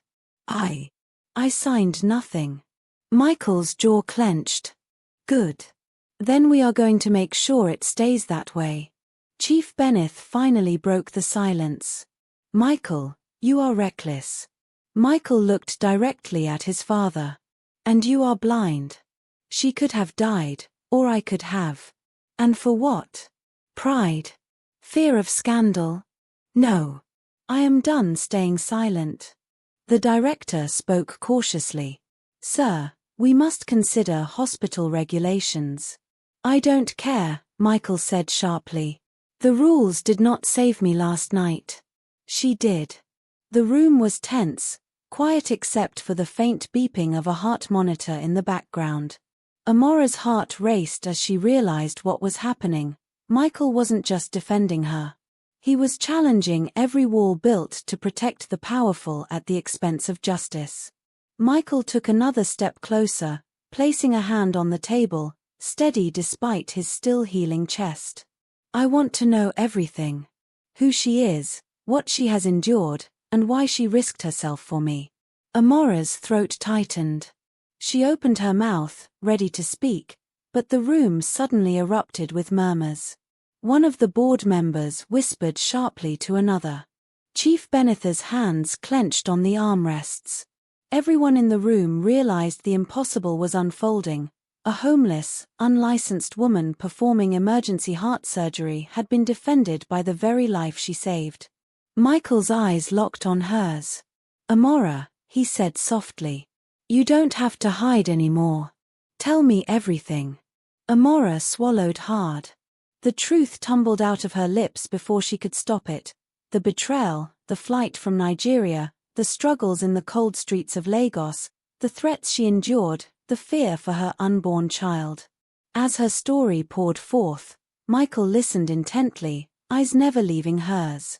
With each word, his resolve strengthened. This was no longer just about a life saved, it was about courage, survival, and the power of one person to change everything. Chief Benneth's face darkened, but even he could not interrupt Michael. The younger man's voice, calm yet commanding, filled the room. She saved my heart, now I will save hers. Amora's eyes widened. Save me, she whispered, uncertain. Yes, Michael said. From fear. From silence. From being unseen. You are not alone anymore. And at that moment, a quiet determination filled the room, replacing fear with an unspoken promise. Michael would find a way to protect her. To honor her bravery. To ensure that the world would finally see the woman who had risked everything to give him a second chance at life. Outside, the sun was rising higher, golden light spilling into the city streets. But inside the hospital, a different kind of dawn was breaking, the dawn of courage, recognition, and the beginning of a bond that neither wealth, power, nor fear could ever break. Amora's hands were trembling as she followed Michael out of the conference room. The air in the hallway felt lighter than it had in hours, yet her heart still raced. Every step toward the private office felt like stepping into another world, a world she had never imagined would acknowledge her existence, let alone her bravery. Michael held the door open for her. "Sit," he said softly, gesturing to the chair across from his desk. His tone was firm but comforting, a rare combination she hadn't expected from a man so young and privileged. She lowered herself slowly, careful not to make a sound, every muscle in her body tense. The memory of last night's chaos, the fear, and the adrenaline still clung to her like a shadow. But seeing Michael alive and standing in front of her, determined and grateful, was a balm to that old ache. Michael leaned against the edge of the desk, his arms crossed. "I have questions," he said, but there was no accusation in his voice, only concern. "I want to understand. Why did you come here? Why risk everything for someone you didn't even know?" Amora looked down at her hands. The lines on her palms seemed etched deeper than usual, each one a story of struggle, survival, and heartbreak. "I couldn't just let him die," she whispered. "It didn't matter who he was, someone needed to act. I knew if I didn't, he wouldn't make it." Michael's eyes softened. "And you didn't think of yourself?" She shook her head. "My life, my struggles, they've been hard, yes. But my child, my baby, deserves to know that I tried to do the right thing, even if the world says I can't. I had no choice but to help." He nodded slowly, absorbing her words. There was a weight to her voice that carried both wisdom and pain far beyond her years. And yet, despite everything, she had acted with courage and skill. "I want to make sure you are safe," Michael said finally, breaking the heavy silence. "Not just from legal troubles, from anyone who might try to harm you now that your actions are known. You deserve protection, Amora. You deserve respect." Amora's lips quivered. She had spent months hiding in shelters, moving from one dangerous place to another, trying to keep her unborn child safe. The idea that someone powerful, someone like Michael, would offer her security, it felt unreal. I don't know how to accept that," she admitted, voice small. "I'm not used to this kind of help, this kind of trust." Michael leaned forward, his eyes locking with hers. "Then let me help you get used to it.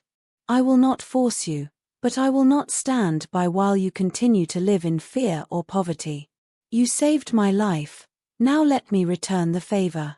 Amora swallowed hard, the words stirring a mix of hope and disbelief inside her. For the first time since she left Lagos, since her life turned upside down, she allowed herself to imagine a future where she and her baby could be safe, where she could be seen for who she truly was, not just as a struggling woman in the wrong place at the wrong time. Michael's phone buzzed on the desk. He glanced at it briefly but did not pick it up. Instead, he turned back to her. "I've made arrangements," he said. "A place for you to stay. Food, warmth, medical care for both you and the baby. You won't have to go back to shelters or sleep in the cold ever again." Amora's eyes widened. Her throat tightened. "Michael, I don't know what to say." "You don't have to say anything yet," he replied. "Just know this, I'm serious. You saved me, and I will make sure you and your child are safe. That is a promise." The weight of his words settled over her, mingling with exhaustion and relief.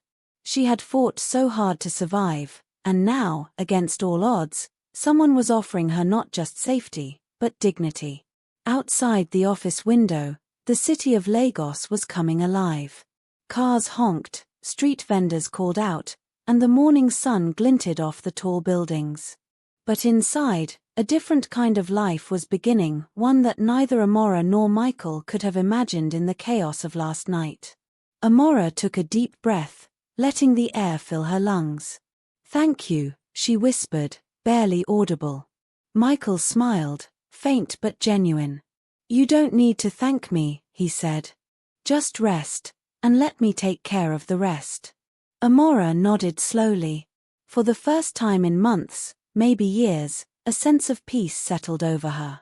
But even as she sat there, she could feel the tension of what was coming, the secrets, the power, and the storm that was still lurking somewhere outside their fragile sanctuary.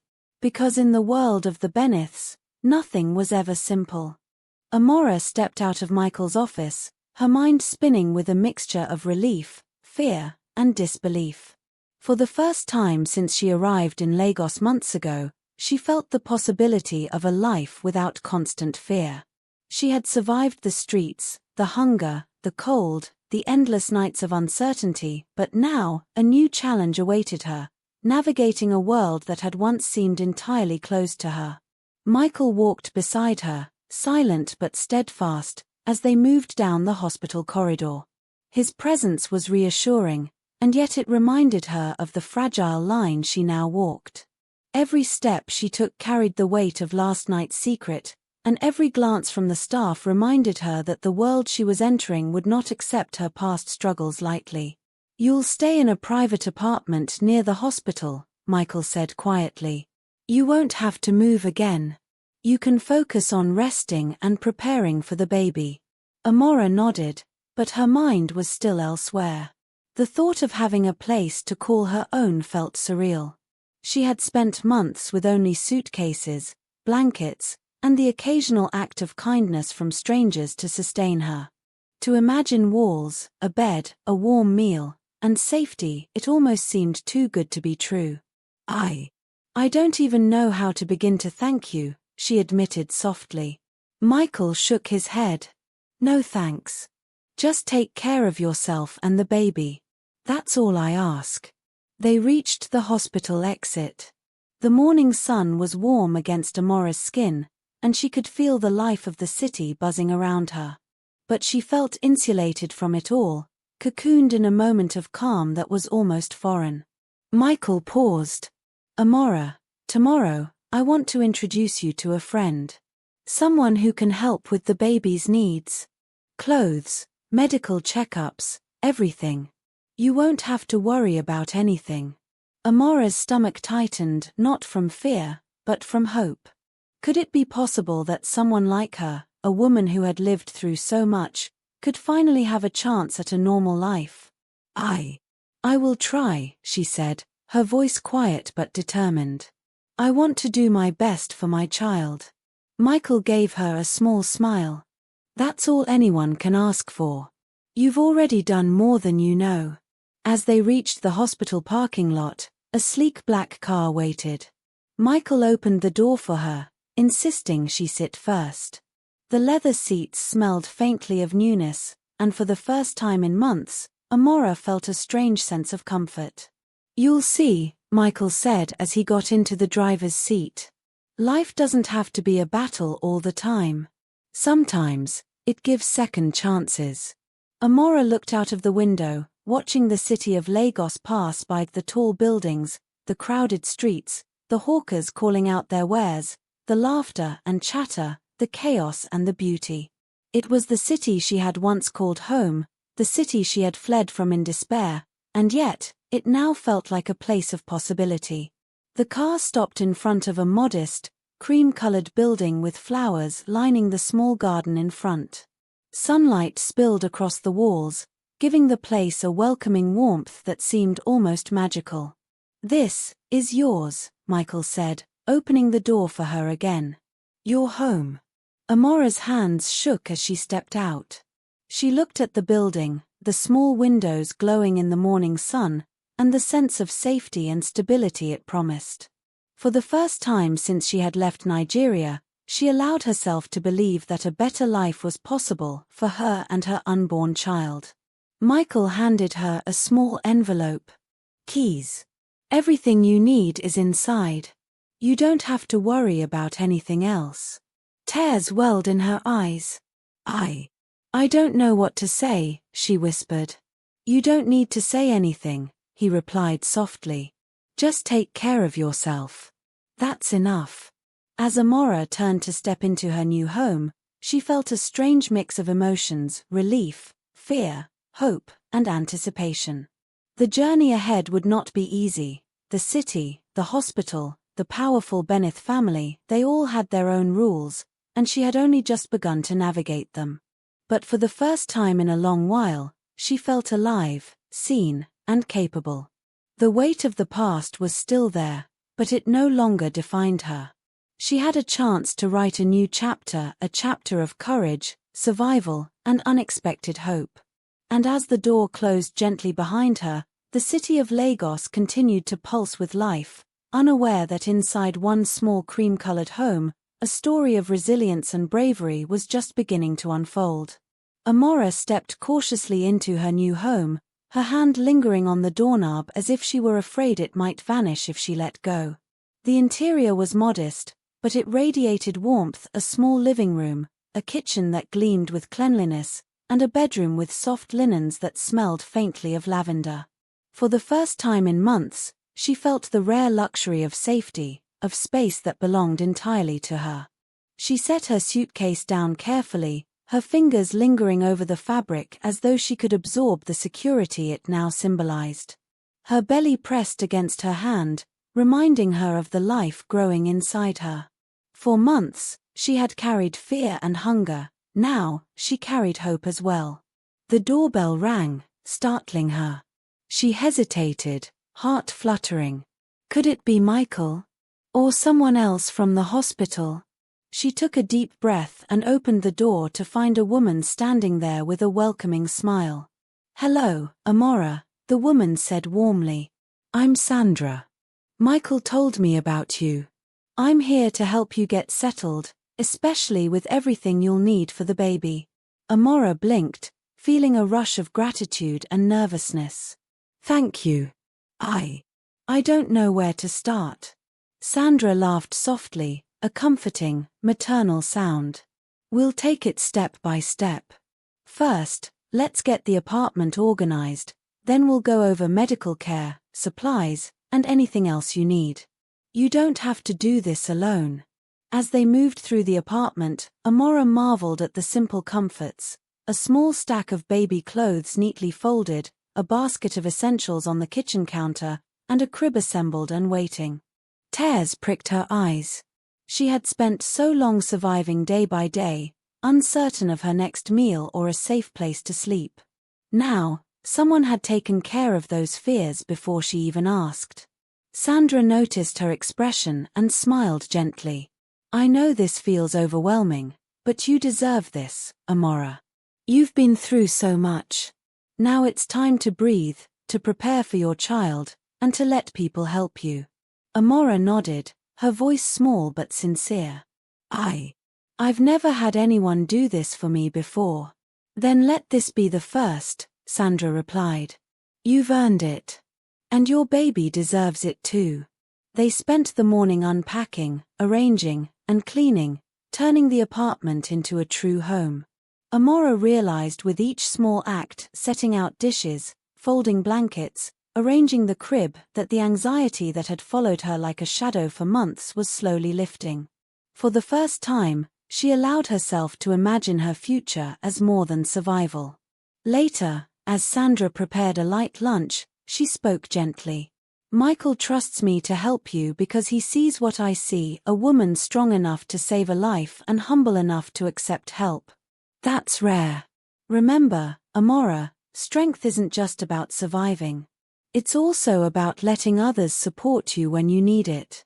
Amora swallowed hard, absorbing the words. She had spent so long carrying everything alone, believing that dependence was weakness. But the woman's words, combined with Michael's actions, made her realize that accepting help could be another kind of courage. After lunch, Sandra walked her through appointments at the hospital for both prenatal care and general checkups. Michael had ensured everything was covered, but more importantly, Amora felt a sense of dignity she had not experienced in months. No one judged her for being pregnant and alone. No one questioned her past. For the first time, she was simply a woman preparing to welcome a child.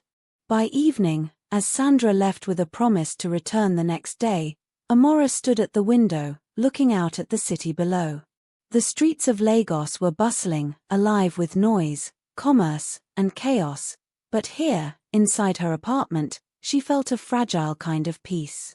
She could hear distant car horns and street calls, but the walls around her seemed to buffer the world's harshness. Amora placed her hands on her belly, whispering softly, "We're safe now, little one. We'll rest. We'll grow. We'll survive, together." The night deepened, and for the first time in months, she fell asleep without fear pressing on her chest, without hunger gnawing at her stomach, and without the constant ache of uncertainty. Tomorrow would bring new challenges, but for tonight, she allowed herself to simply exist and to hope. Somewhere across the city, Michael checked in via a brief call, ensuring she was comfortable and had everything she needed. He did not stay long, respecting her privacy, but his voice carried the same warmth and reassurance that had drawn her trust over the past days.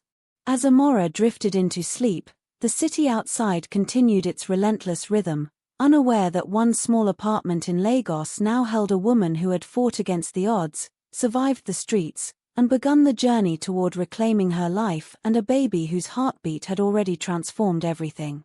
The next morning, Amora awoke to the soft rays of sunlight spilling into her apartment. For the first time in months, she stretched her arms without pain or tension, feeling a rare sense of calm. Her belly had grown noticeably overnight, or perhaps it was simply that she was finally acknowledging the life within her with hope rather than fear. A knock on the door startled her. She wasn't expecting anyone so early, but when she opened it, she saw two men in crisp suits standing there, carrying folders. "Good morning, Amora Okeke," one of them asked politely.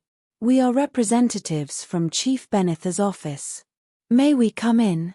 Her stomach tightened. Chief Beneth, the father of Michael Beneth, the billionaire she had saved. Memories of last week's chaos at the hospital, Michael's injuries, his father's fury, the chaos in the emergency room flooded her mind. "Please, come in," she said cautiously, stepping aside. The men entered and sat across from her in the living room, setting their folders neatly on the coffee table. "We have been authorized to discuss arrangements regarding your well-being, following your heroic actions at St. Helena's Hospital," the taller man began. His tone was formal, but there was a hint of respect beneath it. Amora's heart raced. Heroic. She had only done what she had to do. But the way they spoke, it was clear that her actions had rippled far beyond the walls of the hospital. "We understand that your current situation has been difficult," the other man added.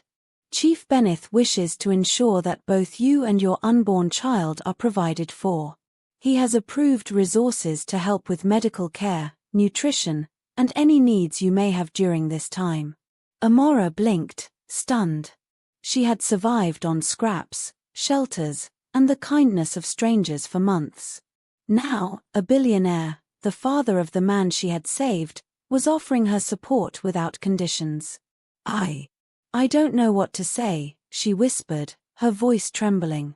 "You don't need to say anything," the first man replied. "Chief Beneth simply wants to do what is right. Your actions saved his son. This is the least he can do in return." Amora felt a lump form in her throat. Pride, relief, and a strange sense of disbelief collided within her.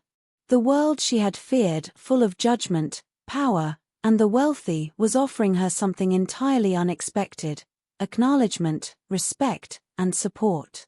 The men handed her envelopes containing medical vouchers, appointments for prenatal care, and vouchers for baby supplies. Every detail had been considered: nutritionists, specialists, pediatricians.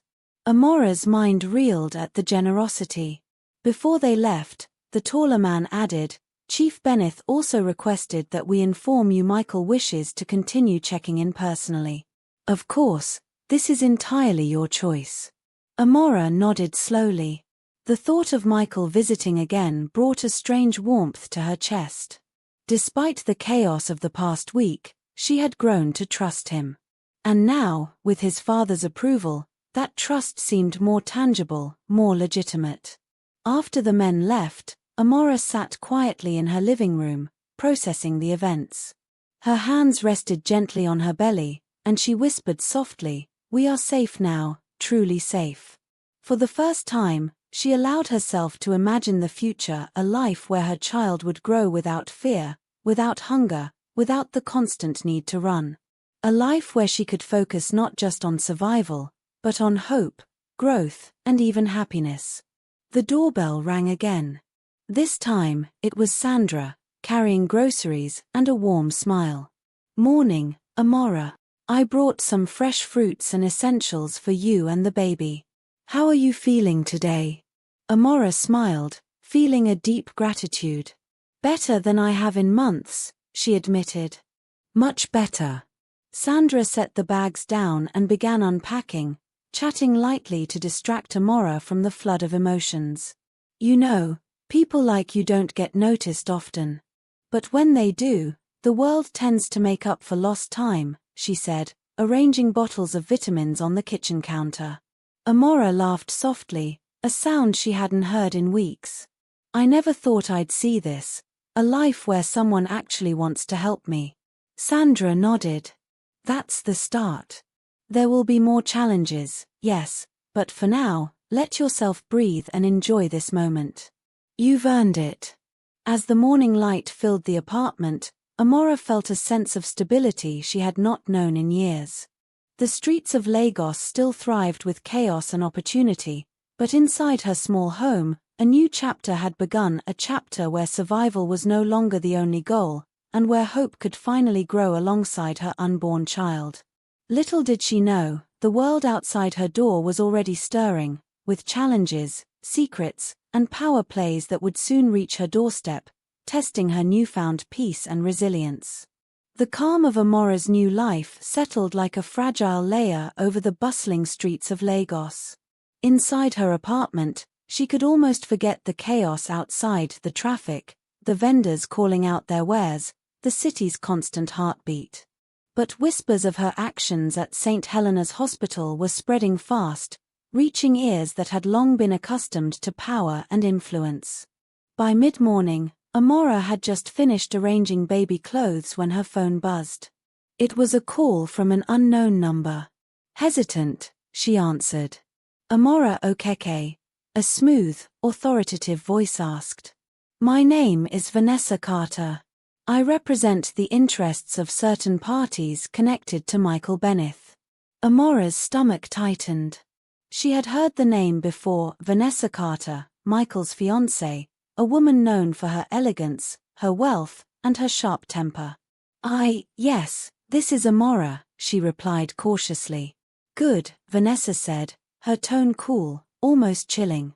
"I am in Lagos now and would like to meet. It's important we discuss recent developments concerning Michael." Amora felt a surge of apprehension. She had no interest in confrontation, and yet, the weight of her past and present collided in that single moment. She took a deep breath. I don't think that's necessary," she said carefully. Vanessa's laugh, soft but cutting, made Amora shiver. "Oh, my dear, it is necessary. You see, the world doesn't tolerate interference in matters of wealth, influence, and power. You may have saved Michael's life, but that does not give you privileges. We will meet. I will come to you." The call ended abruptly, leaving Amora staring at her phone, heart racing. The fragile peace she had built seemed suddenly fragile indeed. She knew instinctively that Vanessa was not a woman to be underestimated. The warnings in the tone of her voice were unmistakable. The path ahead would be more complicated than she had imagined. Amora sank into the couch, pressing her hands to her belly. "Stay calm," she whispered to her unborn child. "We've survived worse. We can face this too." Her thoughts raced. The streets had tested her, hunger had tested her, and the cold nights had tested her. Now, a woman of wealth and influence, someone entrenched in Michael's world, was arriving to challenge the stability she had just begun to embrace. A soft knock at the door startled her. It wasn't Vanessa, just Sandra, returning with a basket of warm pastries. She looked at Amora, sensing the tension. You look worried, Sandra said gently, setting the basket on the counter. What happened? Amora hesitated, then recounted the phone call. Sandra listened carefully, nodding. Vanessa Carter, she murmured. She's ambitious, controlling, and she doesn't accept competition lightly. You'll need to be careful, Amora. But remember, you've already survived far worse. You can handle this too. Amora exhaled slowly. She had never expected that saving a life would entangle her in a web of social and corporate power. Yet, as fear crept into her mind, so did determination. She would not run. She had survived the streets of Lagos, and now she would face a new kind of battlefield, a battlefield of influence, wealth, and unseen threats. Later that afternoon, Amora received a visit from Michael. His expression was calm, but there was concern in his eyes. Are you all right? He asked gently. Vanessa, she called you? Amora nodded. Yes. She said she's coming to see me. I don't know what she wants, but I feel like it won't be friendly. Michael's jaw tightened slightly. I see. You need to know, whatever happens, I have your back. No one will hurt you or the baby while I can prevent it. Amora felt a warmth in his words but also a surge of anxiety. She had been invisible for so long, navigating life alone. Now, she had protection, resources, and allies, but she also had enemies she could not ignore. I just want to live quietly, she murmured. Michael smiled softly, though his eyes were serious. Sometimes, life doesn't give quiet. But you are stronger than you know. Remember that. And no matter what comes, you will not face it alone. As Michael left, Amora sat back, staring at the sunlight streaming through the windows. Her life had changed drastically in a matter of days, from homeless, desperate, and alone to housed, supported, and carrying hope in her womb. Yet, with that change came a new awareness. Powerful forces, influence, and social intrigue were now part of her reality. And somewhere across Lagos, Vanessa Carter was preparing to make her first move. Amora could feel the tension, subtle but insistent, like a storm brewing on the horizon. The city that had once been her battlefield now had a new game, a game of survival that went beyond hunger and shelter, one that required courage, wit, and determination. Amora pressed her hand to her belly, whispering softly, "We've come this far. We can handle whatever comes next." Outside, the Lagos skyline shimmered under the afternoon sun, unaware that in a small cream-colored apartment, a woman who had faced death, hunger, and betrayal was preparing to confront a different kind of challenge, one where the stakes were influence, wealth, and the life of a future she now dared to hope for. Amora spent the next morning in quiet anticipation, the apartment unusually still around her. Despite the warmth and safety it offered, an unease lingered in the air. Vanessa Carter's words from the phone call still echoed in her mind. She kept busy, folding baby clothes, tidying the apartment, and arranging her thoughts, yet her pulse quickened with every sound at the door. A sharp knock finally came mid-morning. Amora's hand instinctively went to her belly as she approached the door. She opened it slowly, and there she stood, Vanessa Carter, poised, immaculately dressed, her presence radiating authority and subtle menace. "Good morning, Amora," Vanessa said smoothly, her voice as polished as her nails. "I hope you don't mind me dropping by unannounced. I prefer to speak directly rather than over the phone." Amora took a steadying breath. "Good morning. Please, come in," she said cautiously, stepping aside to allow Vanessa into the living room. Vanessa's eyes scanned the apartment with a practiced air, noting the simplicity, the modest decor, and Amora's calm demeanor. "You've made a comfortable home for yourself," she observed. "Though I imagine it's quite a change from the streets, isn't it?" Amora's jaw tightened slightly. "It's peaceful. And it's enough for me and my child." Vanessa smiled faintly, but there was a sharp edge to it. "You are brave, I'll give you that. Not many would have the courage to act as you did in the hospital. Saving Michael Benneth, it was impressive. Amora kept her gaze steady, though her hands rested protectively over her belly. I only did what was necessary. His life was at risk. Of course, Vanessa said, leaning against the arm of a chair, her tone casual but calculated. But bravery has consequences, doesn't it? You've drawn attention to yourself, to Michael, to our world. And that world does not forgive those who overstep. Amora felt a shiver run down her spine but forced herself to remain calm. I am not here to interfere in anyone's life. I simply wish to live peacefully and care for my child. Vanessa's eyes narrowed slightly, her smile tightening. Peaceful, you say? That is ambitious for someone who has entered a world that doesn't always welcome outsiders. You saved Michael's life, yes, but remember, you are now part of the story, whether you want to be or not. Amora's throat tightened. She had survived hunger, exhaustion, and fear, but she had not yet faced the social games and power struggles of Lagos's elite. Vanessa's presence was commanding, yet Amora refused to show submission. She squared her shoulders. I do not seek conflict, she said steadily. I only wish for safety for me and my baby. I will not interfere in Michael's life beyond what is necessary.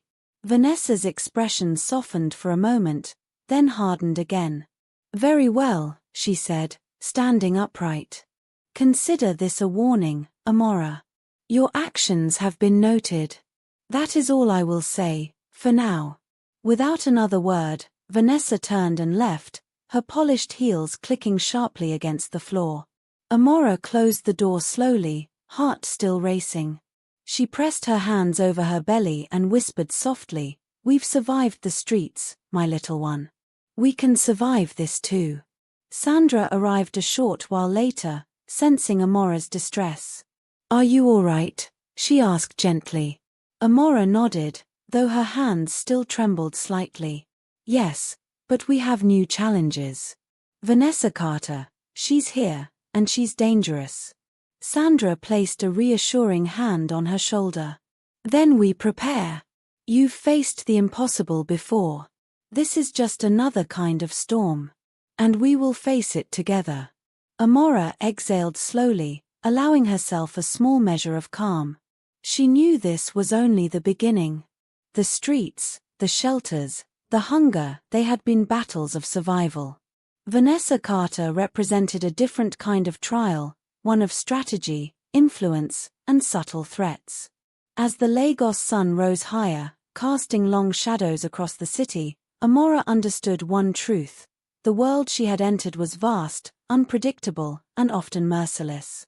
But she was ready to navigate it not just for herself, but for the life she carried, and for the courage that had already carried her this far. And somewhere, Michael Benneth, unaware of the tension building, continued his own battle with expectations, wealth, and the complex web of power surrounding his life, unaware that the woman who had saved him would soon face her greatest test yet. The city of Lagos hummed with its usual rhythm, but inside Amora's small apartment, the atmosphere was tense, almost electric. Vanessa Carter's visit had left a lingering chill, and Amora knew that her presence signaled more than a mere warning. It was the opening move in a game she could not yet fully see. Amora sat by the window, her hands resting protectively over her growing belly, eyes tracing the streets below. Vendors called out, cars honked, and children laughed in the distance, but her mind was elsewhere. Every corner, every shadow seemed suddenly charged with meaning. She had survived homelessness, hunger, and despair, but navigating the subtleties of wealth and power felt like walking a tightrope over a chasm. Her phone buzzed. It was a message from Michael. "I know about Vanessa. Are you okay? Can I come by?" Amora hesitated. She wanted his support, his presence. It had become a comforting rhythm in her life, but she also knew the delicate balance that needed to be maintained. She typed back cautiously, "Yes, come. But we need to be careful." Within 20 minutes, Michael arrived, his presence calming yet firm. He entered quietly, noting the tension in the apartment immediately. "Vanessa's here, isn't she?" he asked softly. Amora nodded. "She came this morning. She's dangerous, Michael. I can feel it. She's the kind of person who won't stop until she has control over everything, including people like me." Michael sat beside her, his hand brushing hers. "You saved my life, Amora. You've faced fear and hardship that I cannot imagine. You are stronger than anyone I know. And I will make sure you and the baby are protected." Amora drew in a slow breath, comforted by his words, yet aware that protection could only go so far. Influence, money, and power moved in ways that brute force could not stop. "They'll try to manipulate, intimidate, maybe even isolate you," Michael continued, his voice low. "You need allies, Amora. People who understand the stakes." Amora considered his words. She had Sandra, whose loyalty was unwavering. She had small networks from the hospital, colleagues who respected her skill and integrity. But beyond that, the world was vast, and Vanessa's reach would be long. Before she could respond, there was a soft knock at the door. Both Amora and Michael froze. The city had taught her to be cautious, to trust instincts honed by survival. "Who is it?" Michael asked quietly.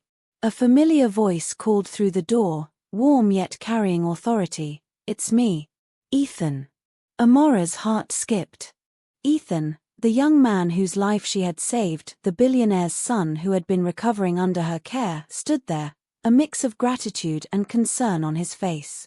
"May I come in?" he asked. Michael nodded, stepping aside.